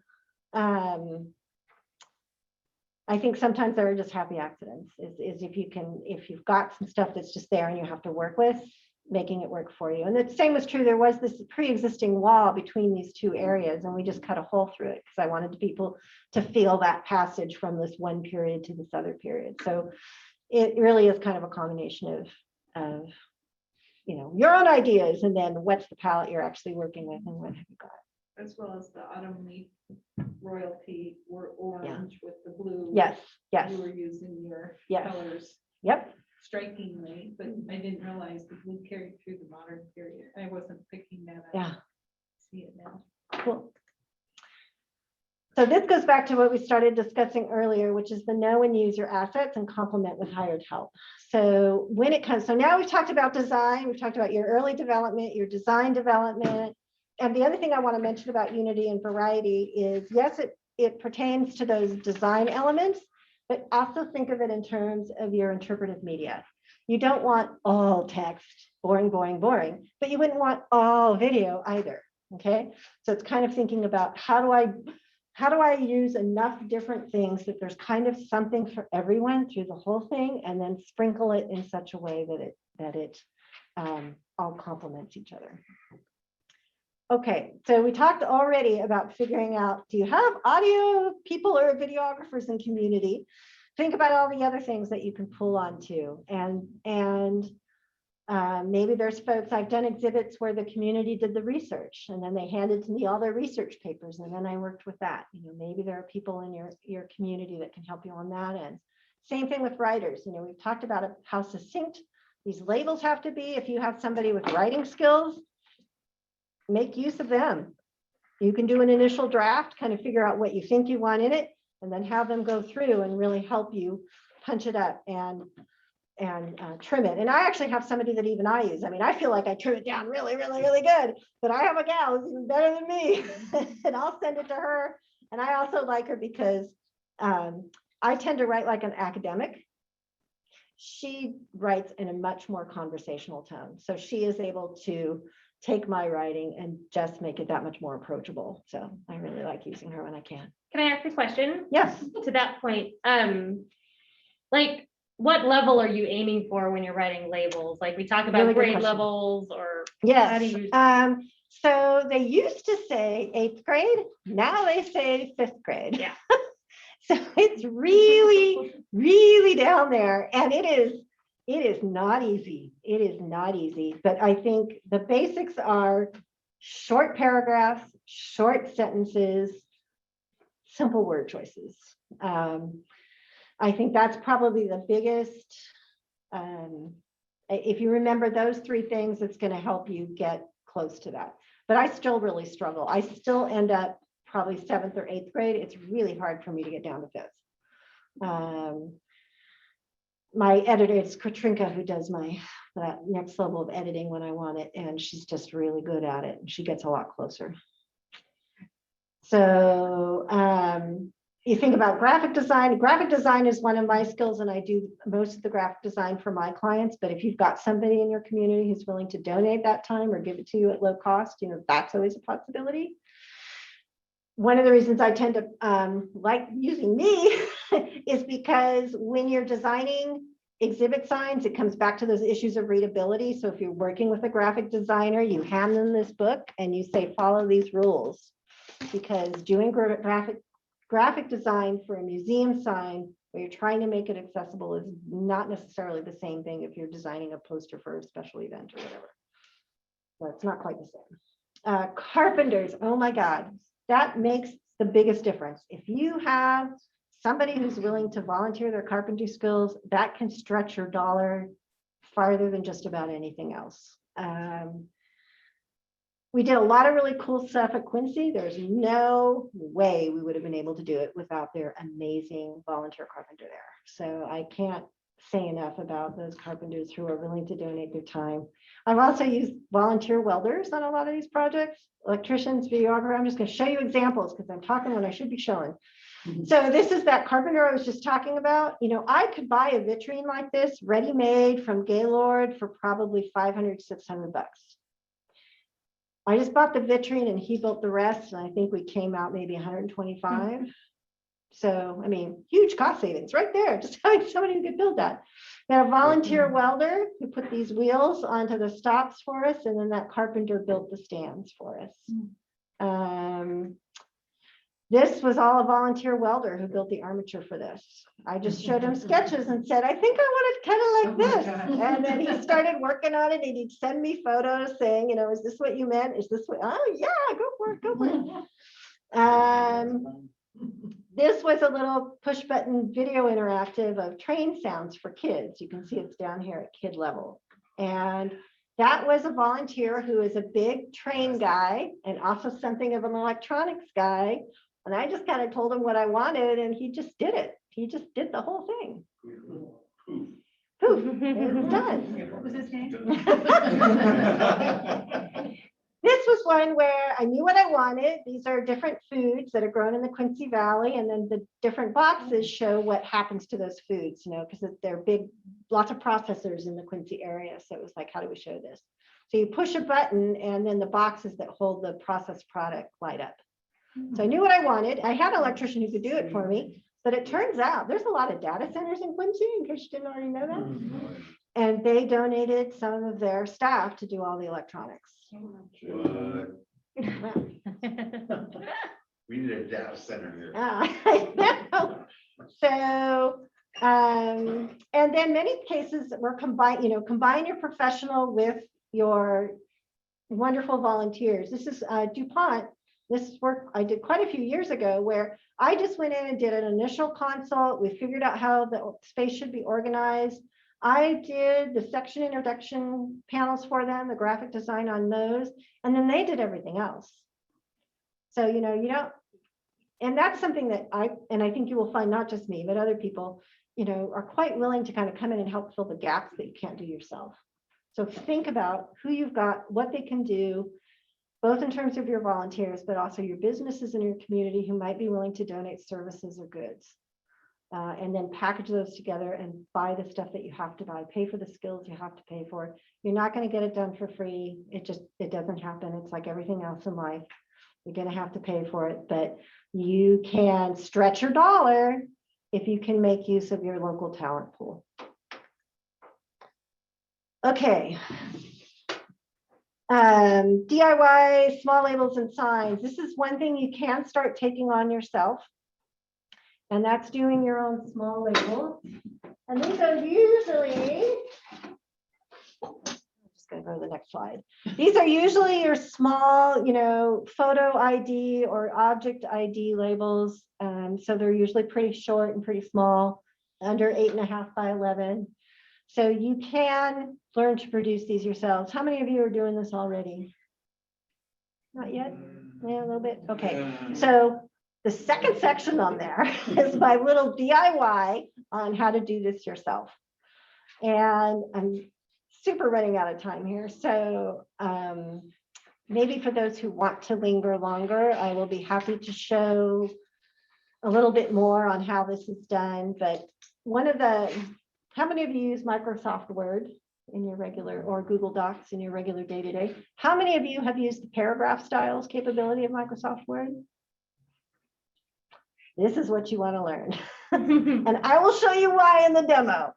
But there are some ways that you can use Microsoft Word to create some really gorgeous labels.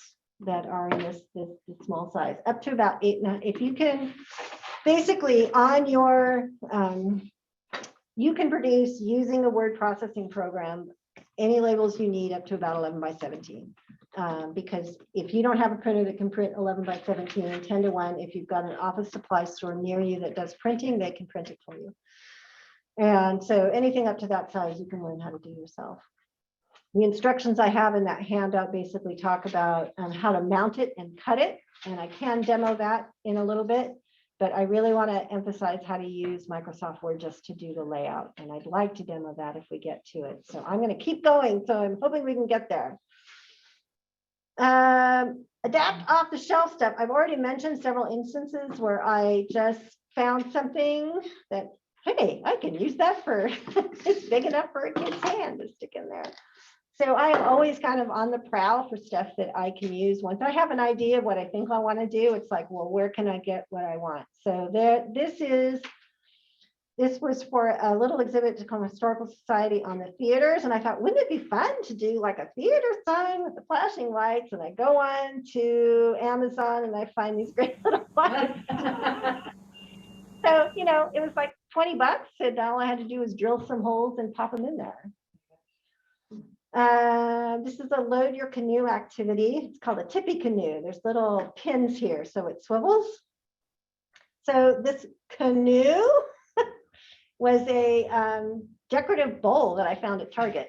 And I thought, oh my God, it's like the shape of a river canoe. I can totally use this.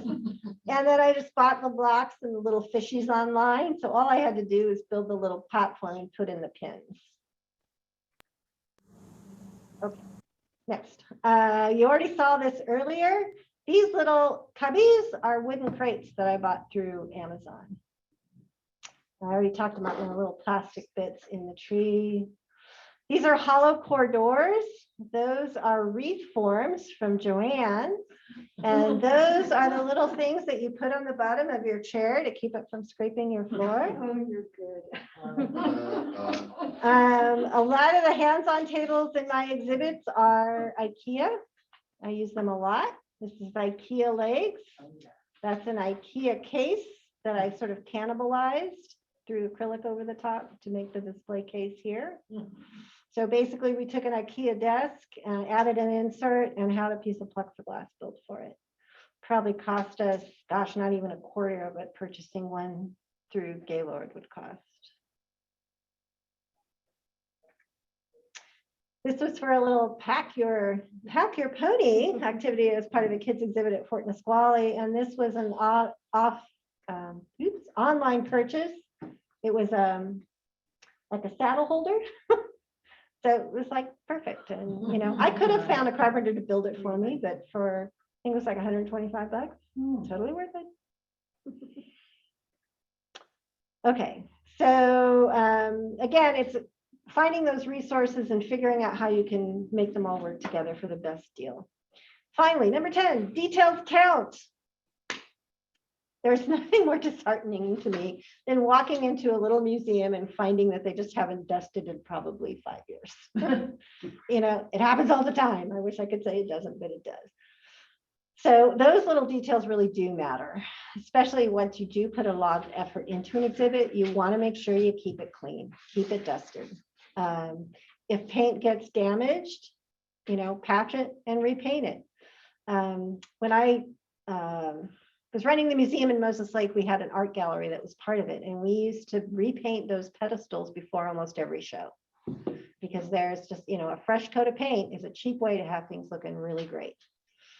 If you get signs that are damaged, and they will, especially if you're working with foam core, you know, they're going to get damaged, they get banged up. So sometimes you can just trim it off. Nobody's going to notice that it's missing a ½ inch, but then it looks nice and new again. Or get it repainted and remounted. Yeah. Lastly, I wanted to say something about lighting, which is, if you have the opportunity to and you happen to have the budget to it, I've become really convinced of its importance. And I've got 2 slides here, same exhibit. This is before we did the lighting on it, and this is after we did the lighting on it. And this was that restaurant room I was showing you that we subdivided, and you can see the chandeliers here are just, they're what's providing the light. So you can see things, but it's a very different experience than this. We were able, because the chandeliers are kind of cool. They represent like the last remodel of this historic restaurant, which kind of was a community icon. So I didn't want to ditch them entirely. But what we did was just really put low power bulbs in it so you could still see them. But then we added track lighting to actually focus on the exhibit material. And it just, It's basically the difference between controlled lighting and uncontrolled lighting. yes. Yeah. Yep. And it makes That's amazing. I think it makes a huge difference. And I am fortunate enough, I'll shout out to him. Richard Beckerman has just been absolutely wonderful and kind whenever I said, can you please come help me with the lighting design? And he's come in and done all the lighting, and he's amazing. And we're really lucky because it's way below his pay grade to be doing it, but he has a soft spot for small museums and he's super helpful. Okay, whew, I rushed through it all. We got 10 minutes left. I'll take some questions, and then I'm gonna let you decide what demos you want me to do. I can show you more about mounting labels and picking substrates. I can show you how you mount labels and cut them. I can also show you how I do video and sound effects, and I'm happy to stay here as long as they'll let me. But And we'll just keep recording, so if folks on the Zoom need to leave, They we can will be able to leave. share this with everybody. Okay. Yeah. so first of all, questions, and then whatever demos you want. Yes. I have learned a harsh lesson about our LED lights. I bought a flashlight. I'm just going to use this as an example. I bought a couple of flashlights. I discovered if I shined the LED light from those flashlights at a culvert that I use to monitor the water flow, I couldn't see the water. But yet when I flipped the flashlight over to its incandescent light, I could see it fine. I've since gotten other LED lights and I can see the water. My point is, there's a broad range of wavelengths of light that are available today. Our incandescent lights were very narrow. Our good old fashioned fluorescents were very narrow. We got used to them. Our eyes see reds a lot better than they see the blues. We can't see ultraviolet. Now, LEDs have come a long, long way since they were. I'm just emphasizing that we have a broad range Yes, we of do. light sources nowadays. Yep, absolutely. Any other questions?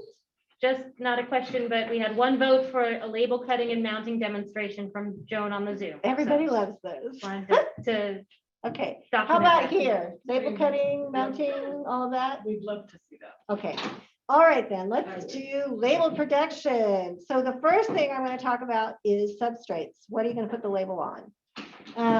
You have, usually when you're doing it yourself, your choices are going to be foam core, which is, the advantages of foam core is it's fairly stiff up to about 11 by 14. Once you get beyond that, you kind of need to upgrade to something called, where is it? I have it here. Called Gator board, which looks the same, right? The difference is that, which camera? Is that He's got one. Okay, so the difference is the they both have a foam core, hence the name.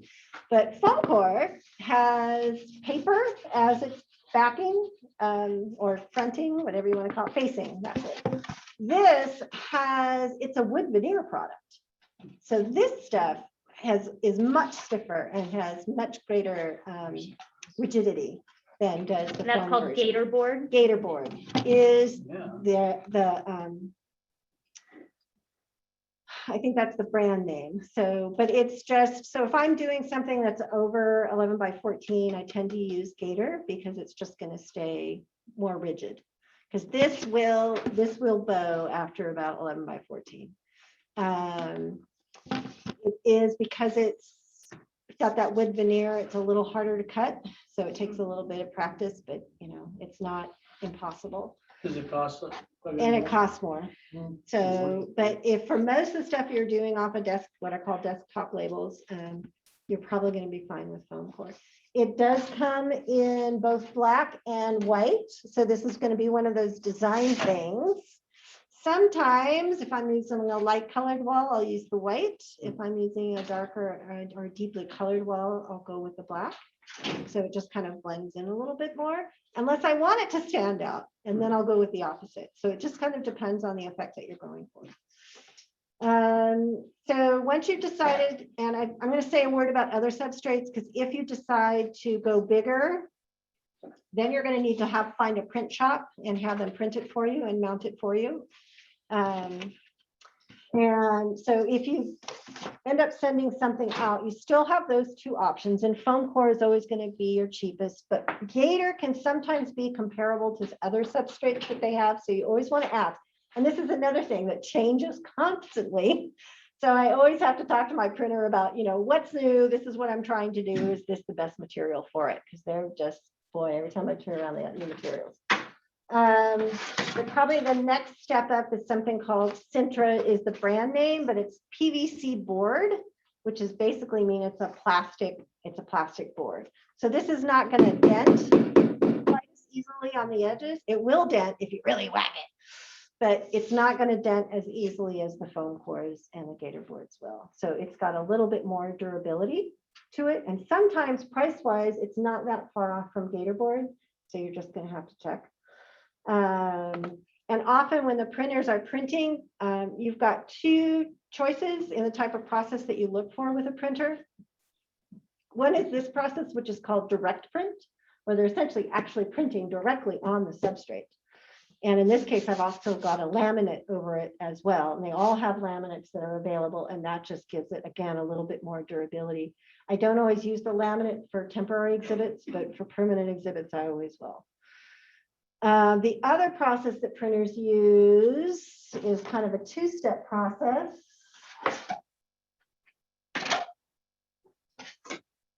Where they are printing on another material. Often it's like a photographic print material, and then mounting that to the board and then laminating over it. So it's a little different process. Direct print, you usually will get a better print if they're printing on a white board, because if they're printing on a black board, they have to print a layer of white before they print your image. And I just haven't been as happy with the results. So if I really, really, really want a black board, then I will go with where they're actually producing a print that's getting mounted to the blackboard. Are you speaking about vinyl there or something else? This example is vinyl, but usually it's a photographic print. The place I like to use, it's a photographic print that they're mounting on. And then they mount that to the blackboard. Yeah. That one that you just have there, the light bulb, that's kind of a shiny. How does the light? Yeah, there are different kinds of mats, so they just happen to put a shiny mat on this one. I prefer a matte finish always, so that you're not getting that glare, and it's better for readability. This was just a sample they were showing me to show me what they could do. Yeah, this is actually the same process, but with the matte laminate. So this was something that was mounted on and then the laminate over it. I like that. I like that too. Okay. So, and then the other substrate that I often use with printers is vinyl. Vinyl banners. I love these because they are relatively cheap for the size you can get. Great, let's see if I can zoom out. Maybe, Yeah. but so when I want to go big, I often will go with vinyl, and this is a very heavyweight, smooth vinyl. You can come up and feel it later. There are all kinds of different vinyls, so you got to ask them, what do you have? I want something that's not going to curl. So you want a non-curl variety that's nice and heavy and smooth. But I really like using vinyl if I'm going big. So it's a really good value. And then you have options to mount that Yes. on a wall or hang it or. Exactly. And I didn't bring them today But I have something that are called poster rails that basically snap onto the top and bottom that have a little hanger on them that you can then either hang from the ceiling or hang on the wall. They just snap on it. How's, Mhm. I'll show you if you want. Okay, I'll cool. pull it up on my computer and you can see it. And are they a little weighted too, so that it just kind of holds it a little flatter? That's why I always put one on the bottom. So Yeah. it's always got That's a what little we bit of weight down there. use. Sometimes if it's a really big one, those don't hold as well, and I'll have them sew casings on the top and bottom and actually use a PVC tube at the bottom and a metal rod at the top to hold it in. But Is just that what we kind did of- with our big stitched downtown scene? Yes. Yeah. So And just what- kind of depends. What software did you build that in? This I use Illustrator for my big graphics. And again, there are free ones, and I know you just hosted one on graphic design Yeah. not too long ago. Canva.com. Yeah, so you I'm just have to loving that. find what you're comfortable with, but if you're going big and you're gonna be sending it out, yeah, you're probably gonna need something a little more versatile than just using your word processing program. But for your little ID labels, which is a lot of what you end up doing for exhibits, your word processing program is gonna be plenty good. So you don't build labels in Illustrator. Not always. It depends on the exhibit and it depends on how I'm using the labels. If I'm already doing a lot of work in Illustrator, it's just easier for me to do it in Illustrator. But if I'm only doing one or two big things and everything else is small, I often will do all of them in Word. So it depends. As far as vinyl signs go, don't necessarily depend on your sign people for them. A lot of times you'll find somebody like the Pepsi dealer in Wenatchee has a tremendous sign shop. That's a really good point. I discovered for about 2 years, an asphalt outfit that was in Wenatchee, is still in Wenatchee. They had a sign shop. They did the signs for Gray's electric vehicles. That's a great idea. And drink distributors, So what I'm alcohol, saying or is keep soda your distributors eyes always have open, sign know shops. your people, know your community. We know you, Paul. I think you know me. Really share his secrets. And now I'm spelling no with 2 letters instead of 5. All right. So now we're going to go back to making our own labels on the desktop. And I'm Okay. going to share Yeah. as soon as I come back here. I'm already visualizing Ivan on the paving thing on I-5, having just read that. What? So this, I'm just going to do a very quick demo on how you use the word processing programs in these paragraph styles. You've probably seen them up here, but you've probably never used them, because I know I hadn't. So the reason I like it is that, let's say that I decide that, so Beverly talks about this in her book, but generally speaking, you only want to use 18 point and above for anything you want people to actually be able to read. National Park Service actually says 22 to 24. So somewhere between 18 and 24, anything you want people to read, like an object ID label, you're going to need to be in that text range. Okay, I'm going to go with 22. And let's say I want it red. And then I'm actually going to leave that. If you don't really care if they read it or not, you can leave it down at 12, which is kind of how I feel about credit lines. I want them there, but I don't want them necessarily be something people are going to focus on. Let's go up to 18 here. And I want to create a little bit of space above that, so it's separated a little bit from there. Okay, so I've decided, okay, this is, I think, the look that I want for all of my ID labels. Now I can go highlight that and go, let's see. It's gonna let me, I think I'm gonna have to take one of these and, So basically all I've done is get size yeah. so far. Yeah, so, okay. So let's say I know what I want this one. I go under modify. And now I've decided that I want that at 24.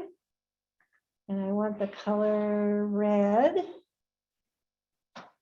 And if I want something on the paragraph, I'm not going to change. Actually, no, I don't want any spacing. Actually, I do want spacing before. Okay, and I want single spacing on that.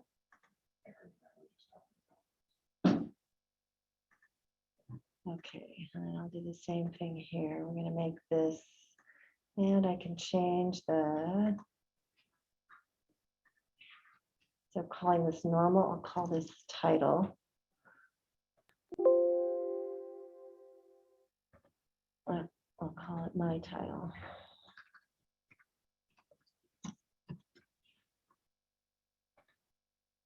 Okay, and then let's say, I'm gonna call this one, oops, wrong one.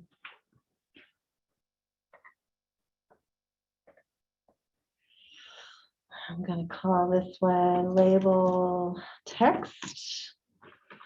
Make that one 18.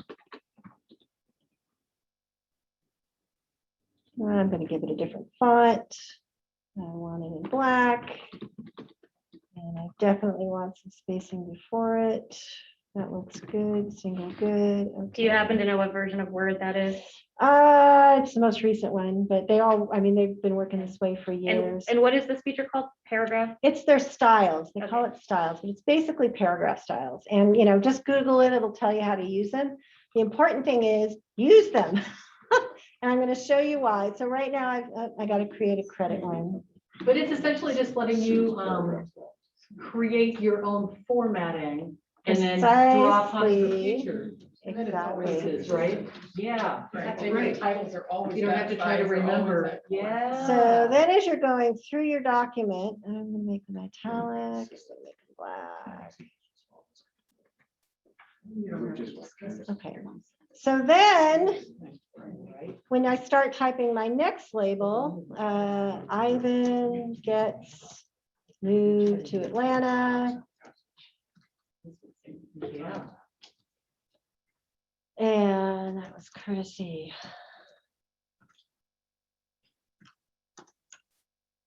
Ooh, can't spell.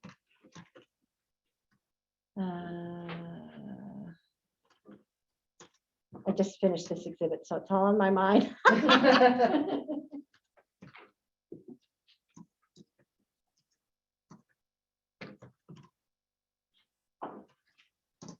Okay, so oops, that's not the credit. Where's the credit line? Where's the body text? Yeah. Text. Okay, and everything's formatted the way I want it to Love be. that. Okay, now, and this is where it gets really fun. Let's say, you know what? I think I want this just a little bit bigger. So I go back up to my label title style, and I change that to 26. And everything automatically changes through the whole document. This is definitely the nerdiest portion of this workshop. Now, the other thing that I recommend when you're making labels on your desktop is to actually build them in a table. And I'm just gonna.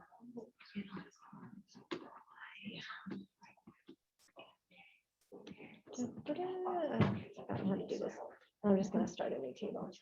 And the reason I do that is because have you ever printed something off on a printer and not have it print straight on the printer? Yes. It comes out a little wonky. Yes. Well, I want to make sure my label is straight. So what I'm essentially doing is creating guidelines for my label. So I also recommend that you get to know the tables functions really well. And in particular, how to change the cell margins.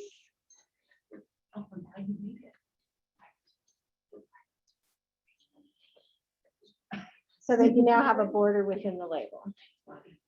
Okay, so eventually after you print this and you're getting ready to mount it, you've got a guideline there for trimming your label. Yeah. Okay. And then, of course, you can add color inside the whole label if you want. Let's go with, ooh, pretty peach. And now I've got a label with color So you can fill it. or whatever you want. Okay, But you can't do the gradient. you can. You What? can do a gradient. How? We don't believe you. Let Yeah, me go we back up here tried. to fill. More colors. Oops, that's it. It's, oh, maybe I have to go to layout. I just did this one. The other day. Oh, it's in there. I know it's in there because I just did it.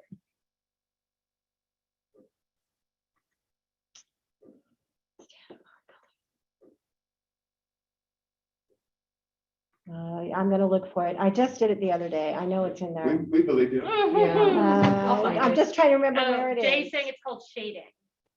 And Yeah, I maybe just- in Word, that's what they call it. Well, I know you can do it because I just did it. I'll look for it. I don't want to hold things up, but I know it's in there. You And should the go other up to thing I this. want to show you is, I'm going to go back to no color here. Is what if you want a watermark behind the image, like a little profile of Ivan that is very faint, but there is kind of a watermark behind. You can do that with the within the header. So you go up to, oh, stop that. Well, I got to be able to see my menu. It's going to be insert, header. Okay, I'll just go like this. So now I'm up in the header section of my document. And if I insert a photo in the header,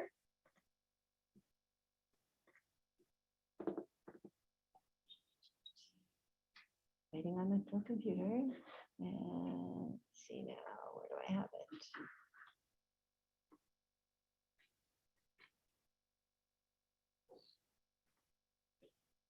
I have this wonderful picture of Ivan. Y'all know I've.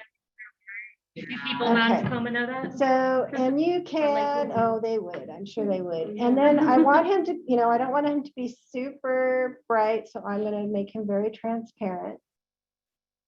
Even growing up in Leavenworth, I knew about. You knew Ivan about and Ivan? Tacoma. Awesome. You remember seeing Ivan? right? Oh, yeah. On a regular basis. I mean, I'm not calling you old or anything, but. I think I have it, just a minute. We know about the Columbia Basin, but we don't know about that.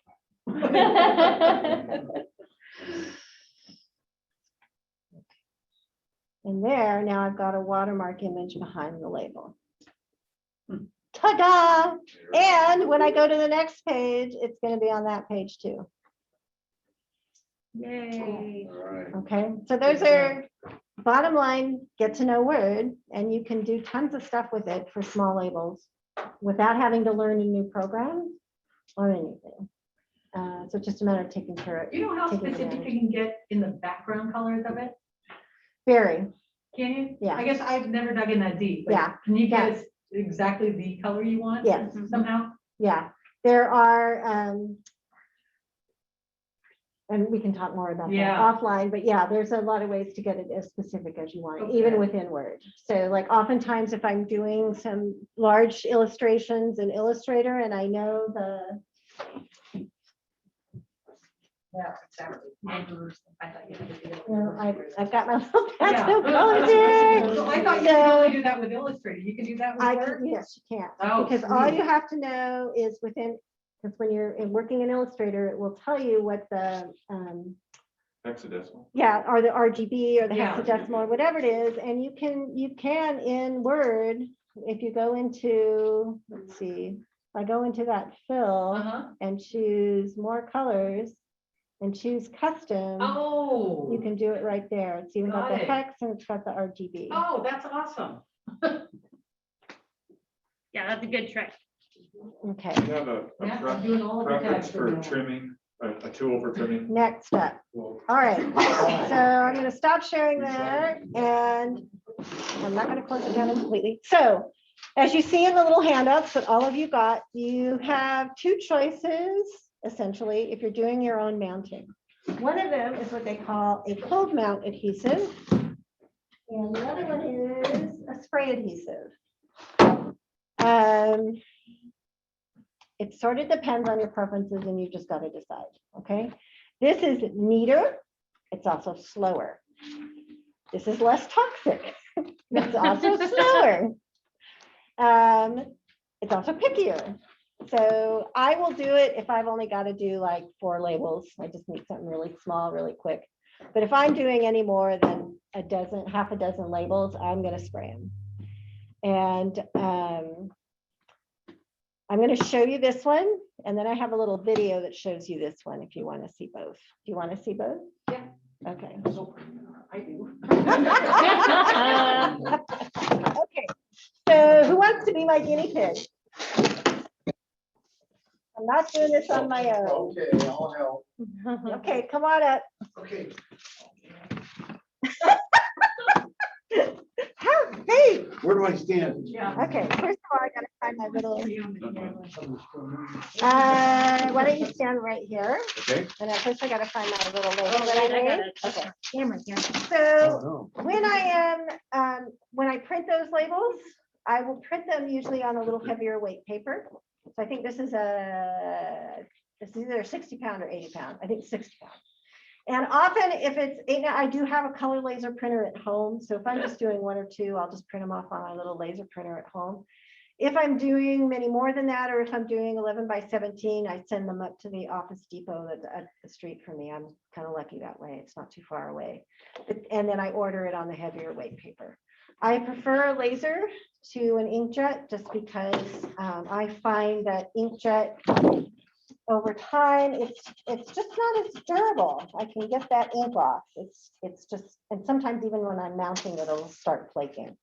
So I prefer a laser printed label. So the first thing you're going to do is you don't need to mount all this white space. So I'm going to find my scissors, which I'm pretty sure I did in my box. And you're going to trim. You don't have to trim down to the line. You're going to do that later after you mount. So you just want to cut off so you're like there. So just cut off all around. Okay. But do it in front of the camera, Matt, over here.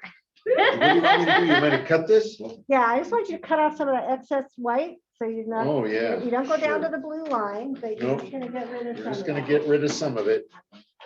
Okay. Hi, Mom. Oh, sorry. Realize this is going all over the world. I know. It is gonna go on our YouTube channel. We Just so have long as my 15 mom sees it. subscribers. So then you're not off the hook yet. So this is basically a adhesive that's on a release paper. It's kind of a cross between double-sided tape and a spray adhesive is the way I think of it. So this, you don't want to put your finger on there, No, man. but you're going to lay that down as close to Like the this? edge as you can get it. Yep, Okay. good. Here we are. Okay. Great, and then just press it down by hand. Yes, very, very tacky. Because it's actually adhesive. On the back, the other Yep. side's double-sided. It's going to be in a minute. Because this is the release paper, and so there's a release paper and a sticky side. You can come up and look at it. So cutting tools. You can cut these down with an X-Acto blade or a what do you call it, other knife? Utility blade, depending on what you're more comfortable with. You can also use a mat cutter, and I have a video on that as well if you want to see it. I use a mat cutter because I'm usually doing so many of them, and because I've been using a mat cutter for like 30 years, so it's super easy. And if you can invest in one, if you know you're going to be doing a lot of exhibits and you know you're going to be doing a lot of signage, a mat cutter might be worth the investment for you, but it is not cheap. A good one is going to run you $400, $500 on up. But I love mine. But I am going to show you hand cutting today. Okay. So number 1 rule, whenever you're hand cutting labels, change your blade often. Sharp blade makes all the difference in the world. So I usually always start with the fresh blade, and I will only cut maybe a dozen and a half labels before I change out the blade again. Because there's nothing worse than a dull blade when you're cutting foam core. Eventually it'll start shredding your foam core. So I want to change it way before I get there. Is that the same thing you cut the gorilla with too? That I cut the gorilla with. The gorilla board, is that what you call it? Oh, Not, Gator board. not Ivan. The Gator gorilla. board. Uniform. Yeah, and I can show you both today. I'll show you both. So let me get my blade in there. All right, so for now, what I'm going to do is just trim this out of the adhesive roll. So I'm just using. I'm a terrible driver, everybody.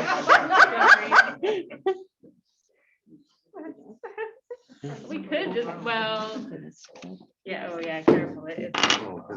Yeah, it's pretty. Now the cold mount adhesive comes with a squeegee and it comes with this liner. So once I've got that on there and it's been hand pressed, this is fun, flip it over, use the squeegee and press it down there really good. Because what you're doing now is transferring the adhesive from the release paper to the label.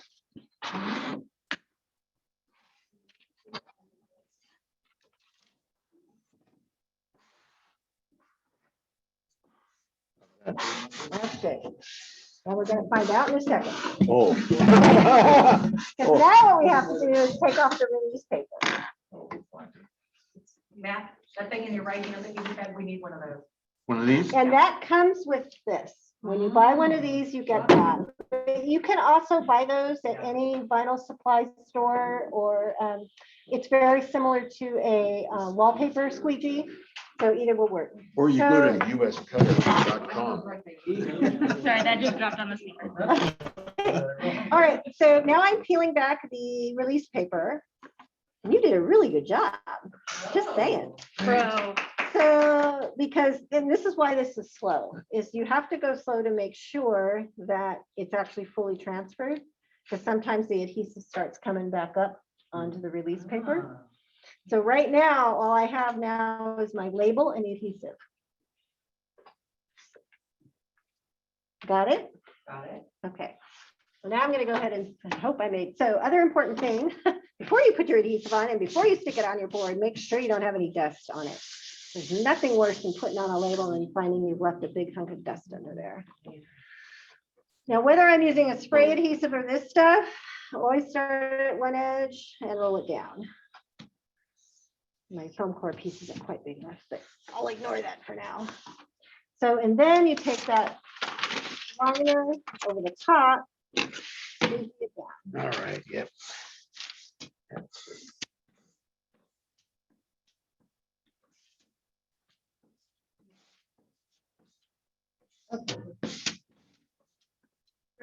Remind me.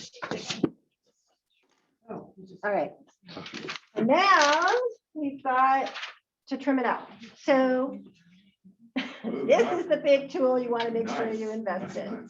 This is a really, really sturdy straight edge. And those little thin ones that you get from your local hardware store are not going to cut it. So I like this one because, you know, it's super stiff. It's not going to bend or get dented on me. It's got this nifty little hand card. So when I'm cutting, I'm not going to accidentally slice myself. And it's got the non-stick pad on the bottom. So it's going to stay in place. That has this, oh, I see. Yep. Okay. So you can see I've got a cutting board on the back, and this, the big one I use at home, I have a big 24 by 36 one at home that is a quilt pad that is now all marked up with razor blade marks, but it works really well. It takes you a while to find the sweet spot in terms of placement.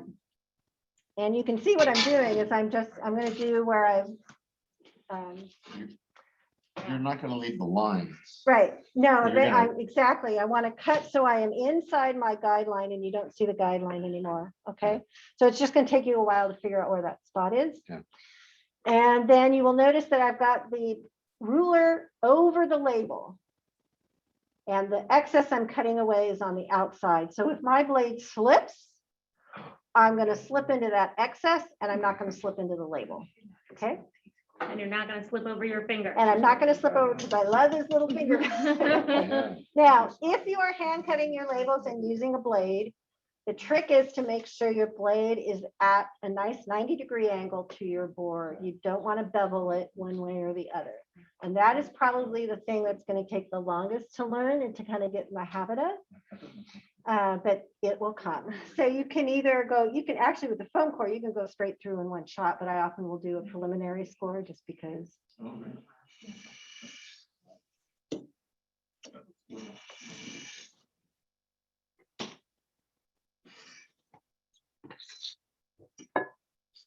And then I'll usually just go do all the outside lines first. And you can see I'm always going to make sure that my ruler is over the label.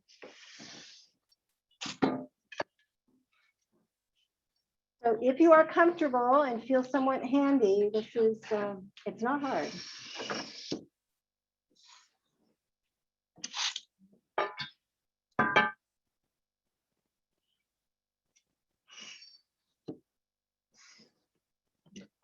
Okay. This key is the sharp razor blade. Yeah. So now I'm going to make sure, again, I'm actually going to go down to this line because I want to cut with this on the outside. Oh, that makes sense. Mhm. Just kind of keep going down and then I'll flip them over those ones to get the other side. Matt, do we have blades for our Mac cutter? Or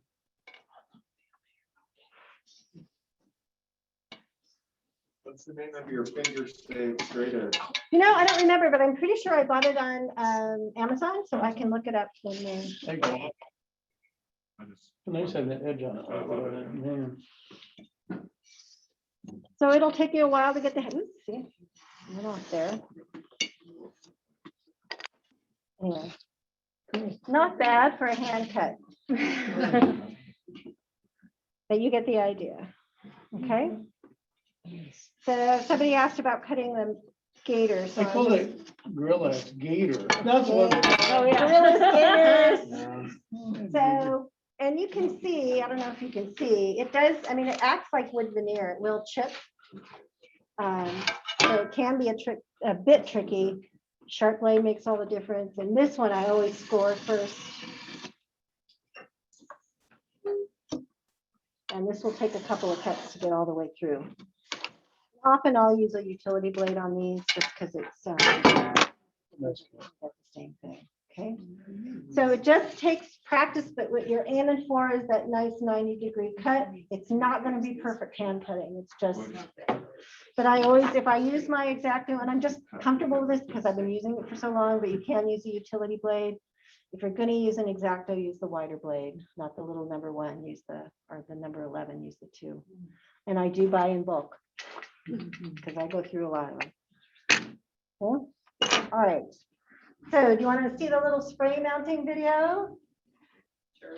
All right. I'm going to keep the sound off and just voiceover. Yeah, oh, perfect. So that we don't have Is it to. a YouTube video? I've got it. I'm going to open it up.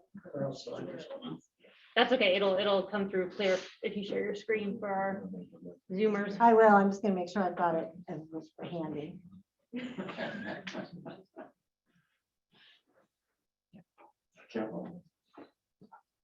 It's taking a while to think about something. Cutting into that color.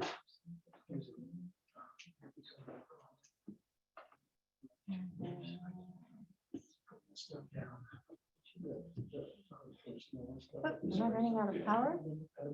I am running out of power.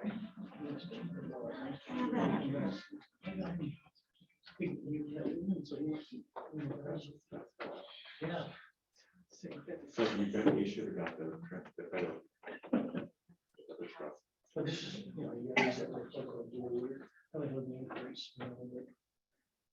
All right. I've got one on spray mounting and one on cutting with a mat cutter. You want to see them both? One or the other? Yeah. Okay. Okay. Let me go back to screen sharing. I'll share.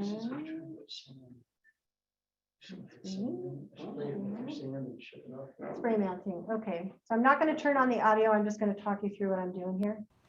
Hi, so I'm out here in my It's you. How did that happen?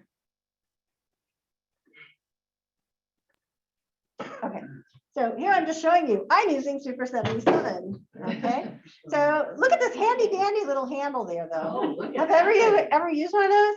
Yeah. I'm in there with my Ace store one day and the guy goes, oh, you should try this. And it's like, oh my God, it's like changed everything. And it's just a little turtle handle that attaches to the top of the can.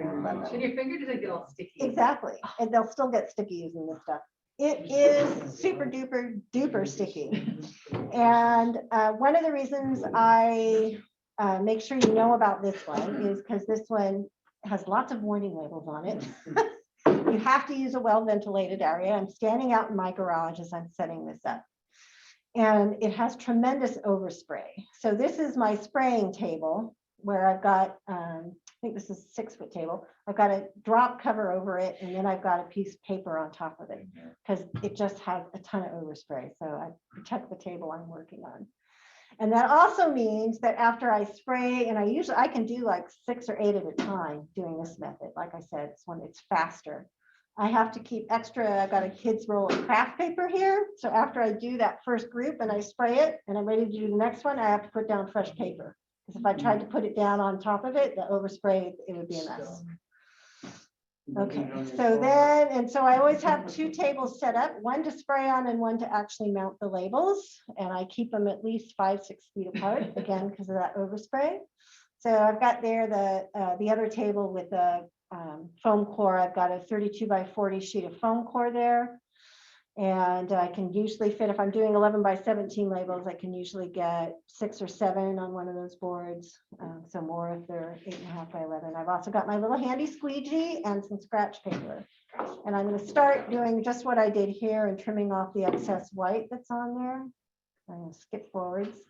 Okay, so now I'm getting ready to spray and I've laid my label down. And then I have what I call my rule of 3.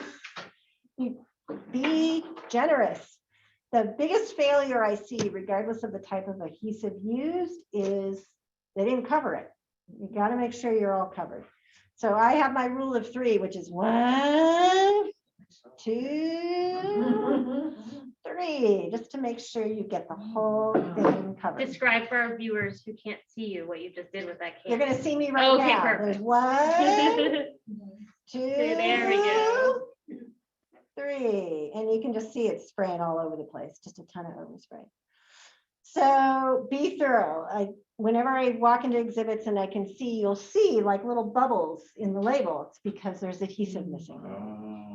I Okay, hate that. I hate that. I don't like that. I don't like that either. I know. So here I am once again dusting off the board. You should dust off the back of the label and dust off the board so that you don't have any dust under there.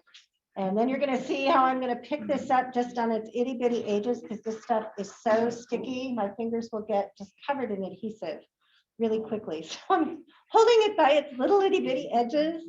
And then just like the other one, I'm going to start laying it down on one end and then lay it all the way out.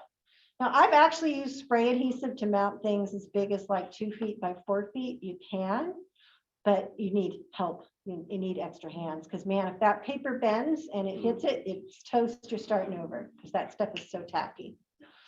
Now I'm using this scrap paper that I had, laying it over the top, and once again, just using the squeegee to make sure that I've got good adhesion. So that's the method for spray adhesive. And again, it's great because like I said, I'll do 6 to 8 at a time. I'll spray them all at once, move them over to the board one at a time, put them all down, and then I'm ready to do the next board. So if you're doing big quantities, I really like the spray adhesive. But again, you got to have the space to do it, and you got to have the willingness to deal with the downside of the overspray. You ever used like the ATG tape? Yes, I use a lot of ATG tape, and I actually do you have an ATG tape gun? Because if you don't have one of those, you want one. We love ours. I know. We love ours. It's like heaven. So you've seen me use it. If you saw it, you know what it is. But yes, and actually what I use that for, you know how we were talking about creating distance when you're dealing mostly with a two-dimensional surface, I will, where's that one I had?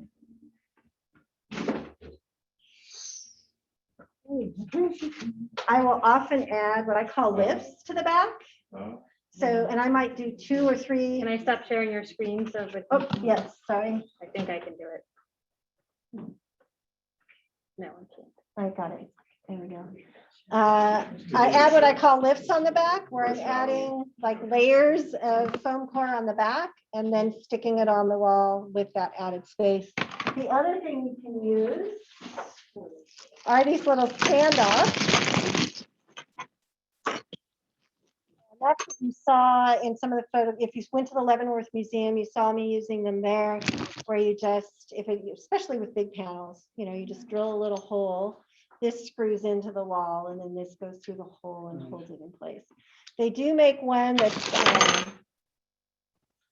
an edge one, where it will just grab the edge. I always just don't feel like this is as secure as going through the whole board. So I usually opt for going through the whole Is that board. one tighten down that? Yeah, it does. You can come up and look at these after too. And they make them in various sizes. So I can't remember which one we used at Leavenworth, but I've used both. So they come from anywhere from 1/2 inch up to like 1.5 inches. So depending on what you're doing and how you want it to look, how odd, sometimes you want to use it as a design element and sometimes you want it to kind of not be that visible. So it sort of depends I on like what the you want. aesthetic of those better than the ones on the edge. I do too. I look I like it better. And I use those in the Ski Hall of Fame too, which the thing about substrates I forgot to talk about was talk to your printer. If you're using a printer for your large format stuff, ask them about what materials they have. This was a trial piece we did for the Hall of Fame, and I changed some things after we did this one, but they have just like, they can print on almost anything. That So, was excellent. What you did there. Another material they have is called dye bond, and I have samples of that, which is what we used on the big window pieces at Leavenworth. And this is basically, it's a piece of that PVC board with aluminum facing on either side. So the aluminum keeps it lightweight, but very rigid. So I've used this often when I'm going really, really big, but I don't want it to be really heavy. And it comes with a white face, which is what you often use for printing. It also comes with like an unpainted aluminum face. And up at Marysville, we printed on that, and it looks like a tin plate negative. It's just super cool looking. That's on PVC? Yes. I have a question about, so my second pet peeve after bubbles is labels that are kind of falling off the wall. So for a temporary exhibit, what's your go-to for actually getting Putting them stuff up. on the wall? If it's 8.5, well, if it's 8 by 10 or smaller, I do use the putty stuff, the tacky, or it's got a lot of different names. Poster tack is basically what it is. But anything over 8.5 by 11 is going to start to sag. It also depends on what your wall material is. There's a lot of things that make a difference in terms of how well that stuff sticks. But my go-to is definitely command strips. They are ungodly expensive. It's like $100 just in command strips, but they are so worth it. Are all of you familiar with command strips? Yeah. I mean, they hold, they save your walls. I mean, there's nothing bad about it. At least not that I've found. Except they're expensive. They're expensive, and I do tend to size up a little bit with them, just for that reason you mentioned. So even though I should be able to use a small, I'm going to use a medium because I'm not going to take chances. So, okay, cutting with a mat cutter. I'm going to go back to sharing screen.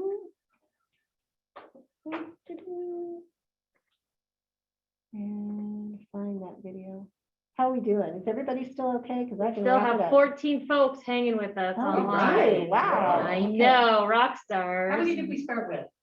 22. Yeah. Oh, That's pretty good. that's not much attrition. Great. All right, so here's my mat cutter. Now, this, I've had this for years. So anything you go out and buy now is going to look different than this. And mine is the cutter is actually mounted on a little rod there. Nowadays, most of the sort of entry level ones you buy, it's actually going to sort of fit into a little groove that the blade runs along. And either way is fine. You just have to get familiar with it. That's going to be the bottom line. If you buy a mat cutter, it's just going to be practice. They all come with this squaring bar so that as you cut, you're keeping an edge square to your cut. Now, usually with that first cut, just like when you're doing it by hand, you're kind of establishing what your square is going to be, and then everything else can get cut off from there using the squaring bar. And mine comes with both a 90-degree blade and a bevel blade. So, obviously it's going to be the 90-degree blade that I'm using. And just like with the other, change that blade out often. Most cutters, the blade has two edges and you can cut a bunch and then flip the blade around. And I think I'm going to show you that here, right? Yep, I'm explaining. You take it out, you flip it around. So you take it out and you flip it around and then you can cut more. So it's just a matter of doing that often. So there I am getting ready to cut the label, and just like hand cutting it, I'm going to start with, I always have the label underneath the cutting bar, and I'm cutting out through the excess again, because if something weird happens and it slips, I'm going to be cutting out into the empty space. That's what I'm explaining here. So then I'm going to make that cut. And then once I've made that first cut, then I can use the squaring bar for most of the rest of the cutting and keep everything square. And just like with the ruler, you got to kind of find where that sweet spot is with your mat cutter in terms of getting cut inside of your guideline. And that's kind of what I'm talking about there. Oops, and I just went too fast there. So I'm getting ready to make the first cut. Usually with a mat cutter, it'll go in one cut. Sometimes it takes two. Just depends. There's a depth. You got to get the blade at the right depth to get through in one stroke. And again, that's all thing. Every mat cutter is different. You're going to figure that out as you practice. But my first job, well, not my first job, but one of the jobs I had in between undergraduate and graduate school was working in a frame shop. I use those skills all the time. Comes in handy. But you can see now I'm using the squaring bar to keep it square as I'm going through and making the rest of the cuts. So the first cut needs to be level though. You need to The make first sure that cut, it's you kind of are exactly- freehanding. You're holding the bar down while you make the first cut without the, And it needs to be straight. yeah. Okay. Mhm. So mat cutters are a worth it investment if you know you're going to be doing a lot. And what you will find is even if you buy it for exhibits, oh, we got that fundraising event up and I need table signs. Boom, boom, boom, boom, boom. So you will find more uses for it beyond your exhibits, but it is a pretty significant investment. So if you're comfortable hand cutting and you can get really good at getting close to 90 degrees, you're probably just Well, look at that professional job. look at that. Okay. That's what everybody's getting for Christmas this year. A box of blades. Yeah, that's right. Keep doing that. Going back. Okay. So did I demo? Oh, only other thing I haven't demoed is doing the video audio stuff. Is anybody interested in that? Or are you feeling like you want to wrap it up? I'll stay for it. Are we okay with the room? Yeah, we're fine. Okay. Drive this camera. So I have a question about labels real quickly. Yeah. So there's kind of like an assumption, like a lot of these will just go on flat on a wall, but like we have like a lot of cases where, oh no, we want them tilted at an angle, they're gonna be inside a box. Or do you scour the hardware stores for ways to put them on little easels, pop them up? Allow me to show you. Okay, I need a piece of foam core. This will do. Oh. Foam core is my friend. And I usually use the mat cutter for this because I can get it at just the depth that I want. And I'm just kind of freehanding this, so don't get mad at me. Yeah, I'm just going through kind of the top layer. And when you use a mat cutter, you can get it at just the right depth that you want. And then I got to remember 1, 2.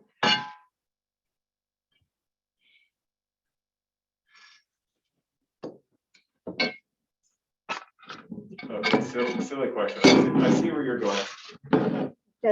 Yeah, but I basically, if I can make it with foam core, I'm going to make it with foam core. And usually it ends up being something like that, that then I can put the label onto. Can you do it lower for the camera? Perfect. So, and I just, do some measurements until I get it the way that I want it. Thank you, that helps a lot. Yeah. I You did made come like, you up could do with with it. the. Yeah, Oh, I see.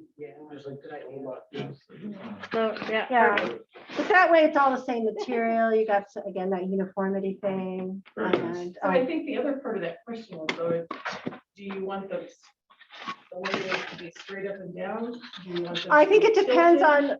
on where it is in relationship to the viewer, because you're right, if it's below them, you want it tilted. And they've actually done studies on the right angle. And usually if it's on a tilt, and not a 45, it's like a 30, I want to say 32-ish, which I think is kind of like that. So, and that's assuming that you're kind of at about a 30-inch height, which is about what they suggest for reader rails. So if you've got questions on any of that kind of stuff, the National Park Service has all kinds of wonderful online publications. And one of them I've listed on your handout there, which is, I forget what it's called now. It used to be called something else. It used to be called Conservation Guidelines for Exhibits. They have a different format for it. They've added a bunch of stuff, but it's more or less the same thing. Mostly has to do with materials that you're using in your exhibit cases and everything. But there's other NPS publications on how high should my label be on the wall? How high should, what angle should it be at? And all that. Exhibit planning, design, and fabrication specifications. Something like that. That Yeah. probably also cover like a video monitor, too high, too low. Yes, yeah, perfect and spot. essentially, This is an enormous I've seen document. anywhere from 52 to 56 inches as being like the eye level. And essentially you think of that as the middle. So you can go above and below that sun, and you can actually go lower, but the lower or higher you go, the bigger your text has to be. So if it's like a title, you can have it way the heck up there, but it's got to be really big. But in terms of that, if it's a label with a lot of text and you want them to read it, you've got about this much space with that 52, 54 mark as your center. Yeah, some say 52, some say 54, some say 56. I've seen all three. Okay, so let me just open up my program before I start sharing.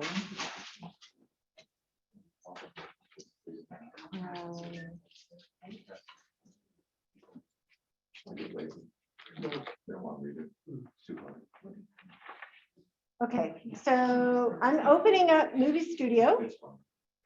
And I guess I could go ahead and share now.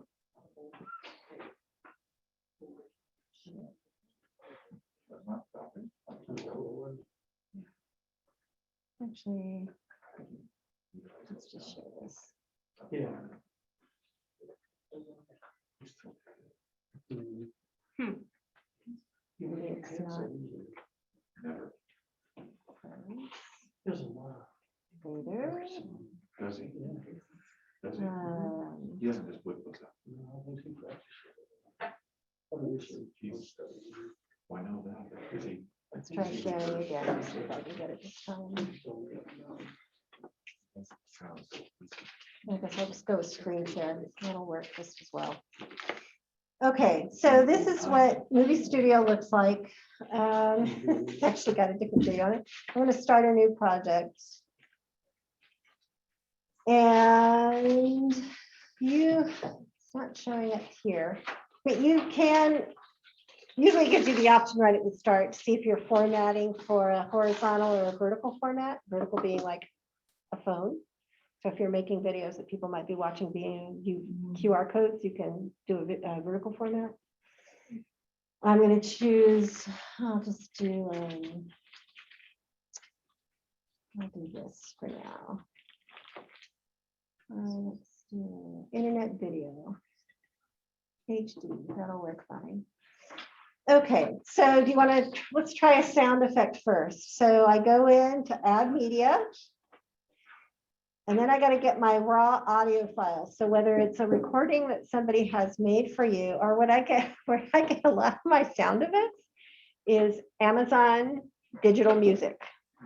Just type in royalty-free sound effects. Okay, and then you can, or I go sound effect bird, sound effect water, you know, whatever it is I'm looking for. And then I can find tons.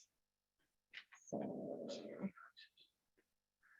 let's do, I want to do my Western street scene. And oops, I should have added more. And let's do barn animals and the train going by.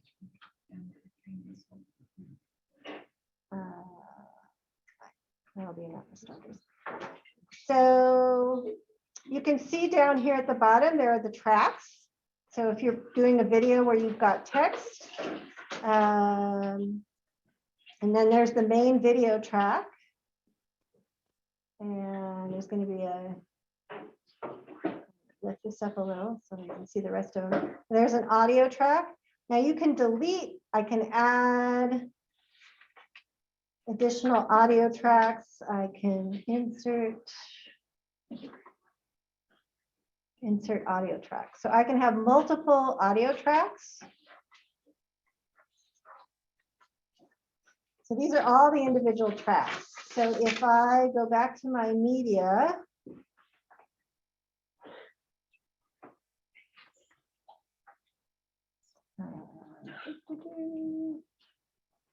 sorry, just making sure my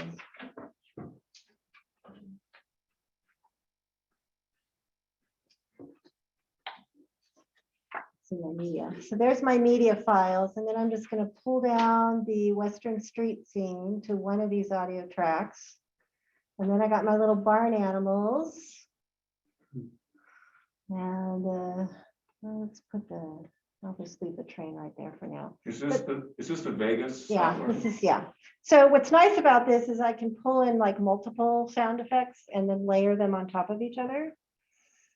So I don't want that much animals and cows, so I'm going to make sure I've selected there. Let's see, sports. I'm just going to get rid of that part of it. Push it towards the beginning, and then maybe I want the train going through. So your goal is just to make one consistent sound. Yes, yeah. So let's listen to the Western Street.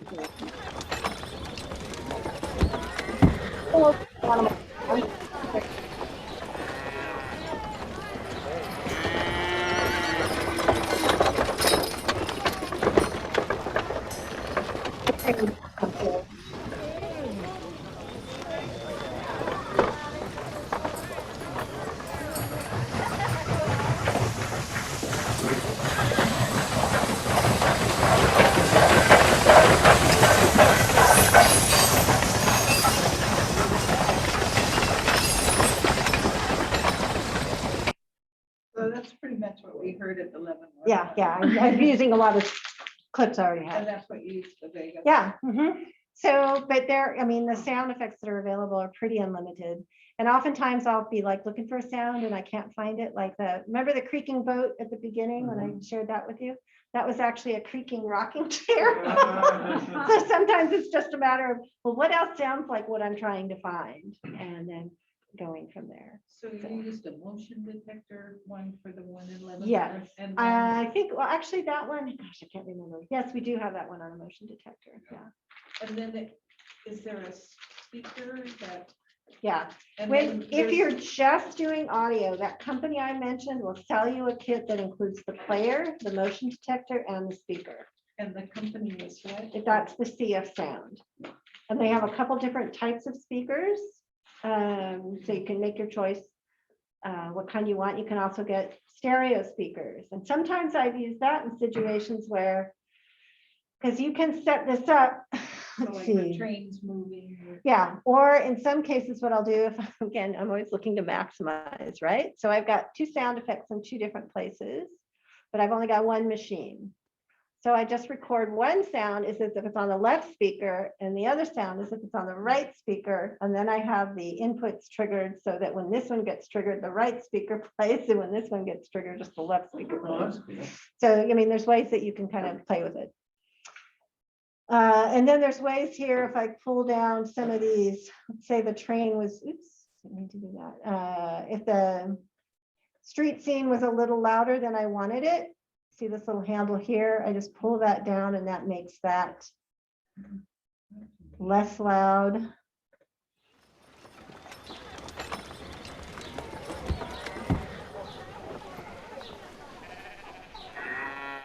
And then those other sounds can be made off. And you can also play with volume in the whole track itself. If you want to have the whole track be louder or softer, you can play with it there. So you can play with it within the individual clips and within the whole track. So it's just, you know, it's pretty, it's not rocket science. Just takes time and getting to know it. And then if I wanted to add in some photos and to actually turn this into a video, I'll go back and grab just a couple of photos. Got all what I had here.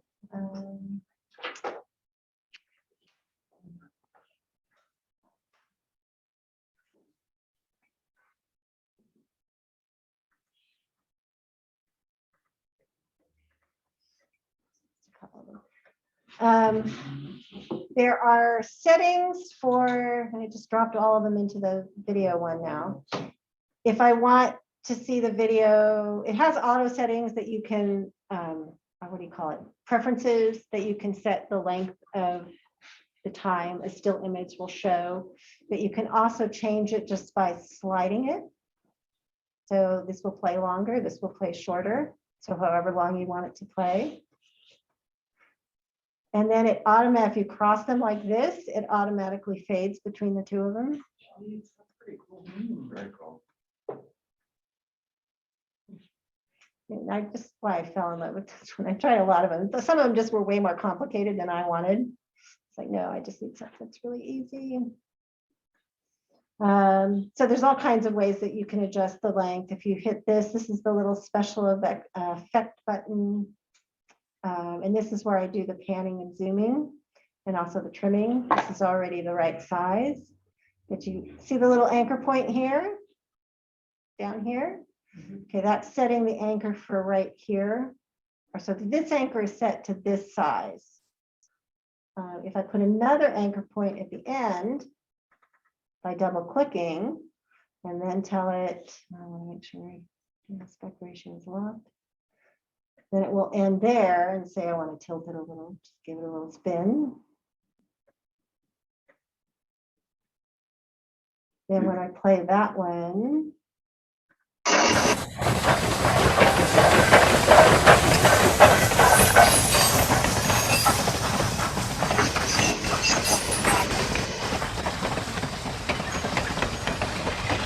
that's the wrong one. I'm going to turn the audio off because it's deafening me.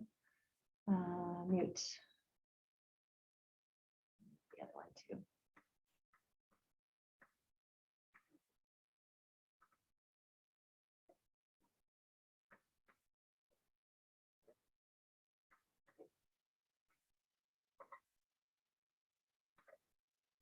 All right, let's go back here at the beginning and play it. And you can see now how it's spinning in just from setting those two settings at the beginning and the end. Did you Google to learn this, or how did you learn this? One of the reasons I ended up picking up this program was because a lot of it was intuitive for me. But that is what I do when I can't figure out what I'm, you know, if I know there's something I want to do and it's not immediately apparent to me, I just Google it. I mean, there's tons of videos out there on YouTube on how to do this, how to do that. I wonder how the twisting would work. So it makes it look like you're actually moving it through it. Yeah. So, and that's again, just using that effects button here and then setting those coordinates at the beginning and at the end and adjusting the where that focus is. But yeah, it's and then you can do that for all of them. And then you use Google Docs to move these around? Or what? And do you like put these on a cloud? I mean, It depends. So you if figured out ways to move them around easily. yes, if I'm trying, well, for the exhibit itself, it's usually going to be on that hardware, that standalone hardware. So I'll transfer it to a zip thumb drive, typically these days, or a micro SD and then it just goes into that little digital player. But in the cases where I'm using QR codes, then yes, it's up on the cloud somewhere. Like I said, I figured out a way to use YouTube and keep it private, so people can't search and find it. But if they go use the QR code at the Hall of Fame, it will open up that YouTube video. So maybe this is not related to museums, but so it's possible to make a YouTube channel that's private. You could tell a friend, go here, but not everybody in the world's gonna go there. Right. They have to have a link to get there. They have It's to have a not link to get searchable. there. Okay, Yeah. that's good to know. Yeah, that was a nice little fun. So anyway, I think that's enough to kind of get the picture of how this works. It is pretty, like I said, it isn't rocket science, but it does take time. You will have to do some YouTube videos to figure it out. And of course, I'm always available. So if you want help with any of this, and what I typically do when I am working with a museum, it's a matter of figuring out, well, what do you want to do, or what can you do, and what do you want my help for? So then it's kind of figuring out, again, how can you use the assets that you have, and where can I fill in? I think, and I am unique in the range of the kind of stuff that I do. At least I've been told that. So I'll take that at face value, because I can work all the way from development all the way through installation, but I can also just come in for the bits that you feel like you need. So, and I'm not unique in that. I mean, if there's something in particular that you need, I can certainly help you find somebody who can do that thing. Thanks, Dr. Sharon. Thank you. Thank you. So a consultation Yeah. fee would be different than, here's what we want you to do. Right, yeah, yeah. So, and I do that too. So it just varies. I try to really, my passion is for small museums. That's where my career was. I mean, Gig Harbor and Moses Lake are not big museums. When I was at Moses Lake, I was the only full-time employee, and I was like their second one they'd ever had. And that was true with Gig Harbor as well. I was their first full-time employee they'd ever had. So I am extremely familiar with working with small budgets and trying to really maximize them. And so, I have great empathy and sympathy for the small museums, and particularly the extremely dedicated volunteers who make them run. So I'm always trying to figure out, well, what can I do for you? What do you need? What can I do? What can I help you find others to do for you? So Would you suggest that we first go through with some of these first steps on our own? I would do as much as you're comfortable doing on your own. Sometimes it's helpful to have an outside voice in the initial planning, but I would say take it as far, do what you're comfortable doing on your own, and where you feel like you need help, call. I mean, I have some clients who we've already done the research. We already know what we want. Here's the package. Can you turn this into an exhibit for us? And that's actually not unlike Leavenworth, where they already had the panels. I mean, they already had them before. It was just a matter of how do we change this up a bit? And so I kind of stepped in to do that. So it depends kind of on what they want and what they need. So, yeah. How we feeling, everybody? I'm tired. I don't know That about was epic. Thank you all so much. Next time we know we need 3 hours. So if you want to come up and look at any of these materials or samples, we've got all kinds of reviews before you get out here. But I appreciate your patience, and thank you for hanging with me through the last hour. You did not have to.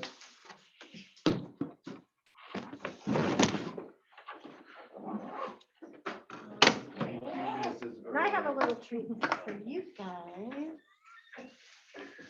Forgot this part when we were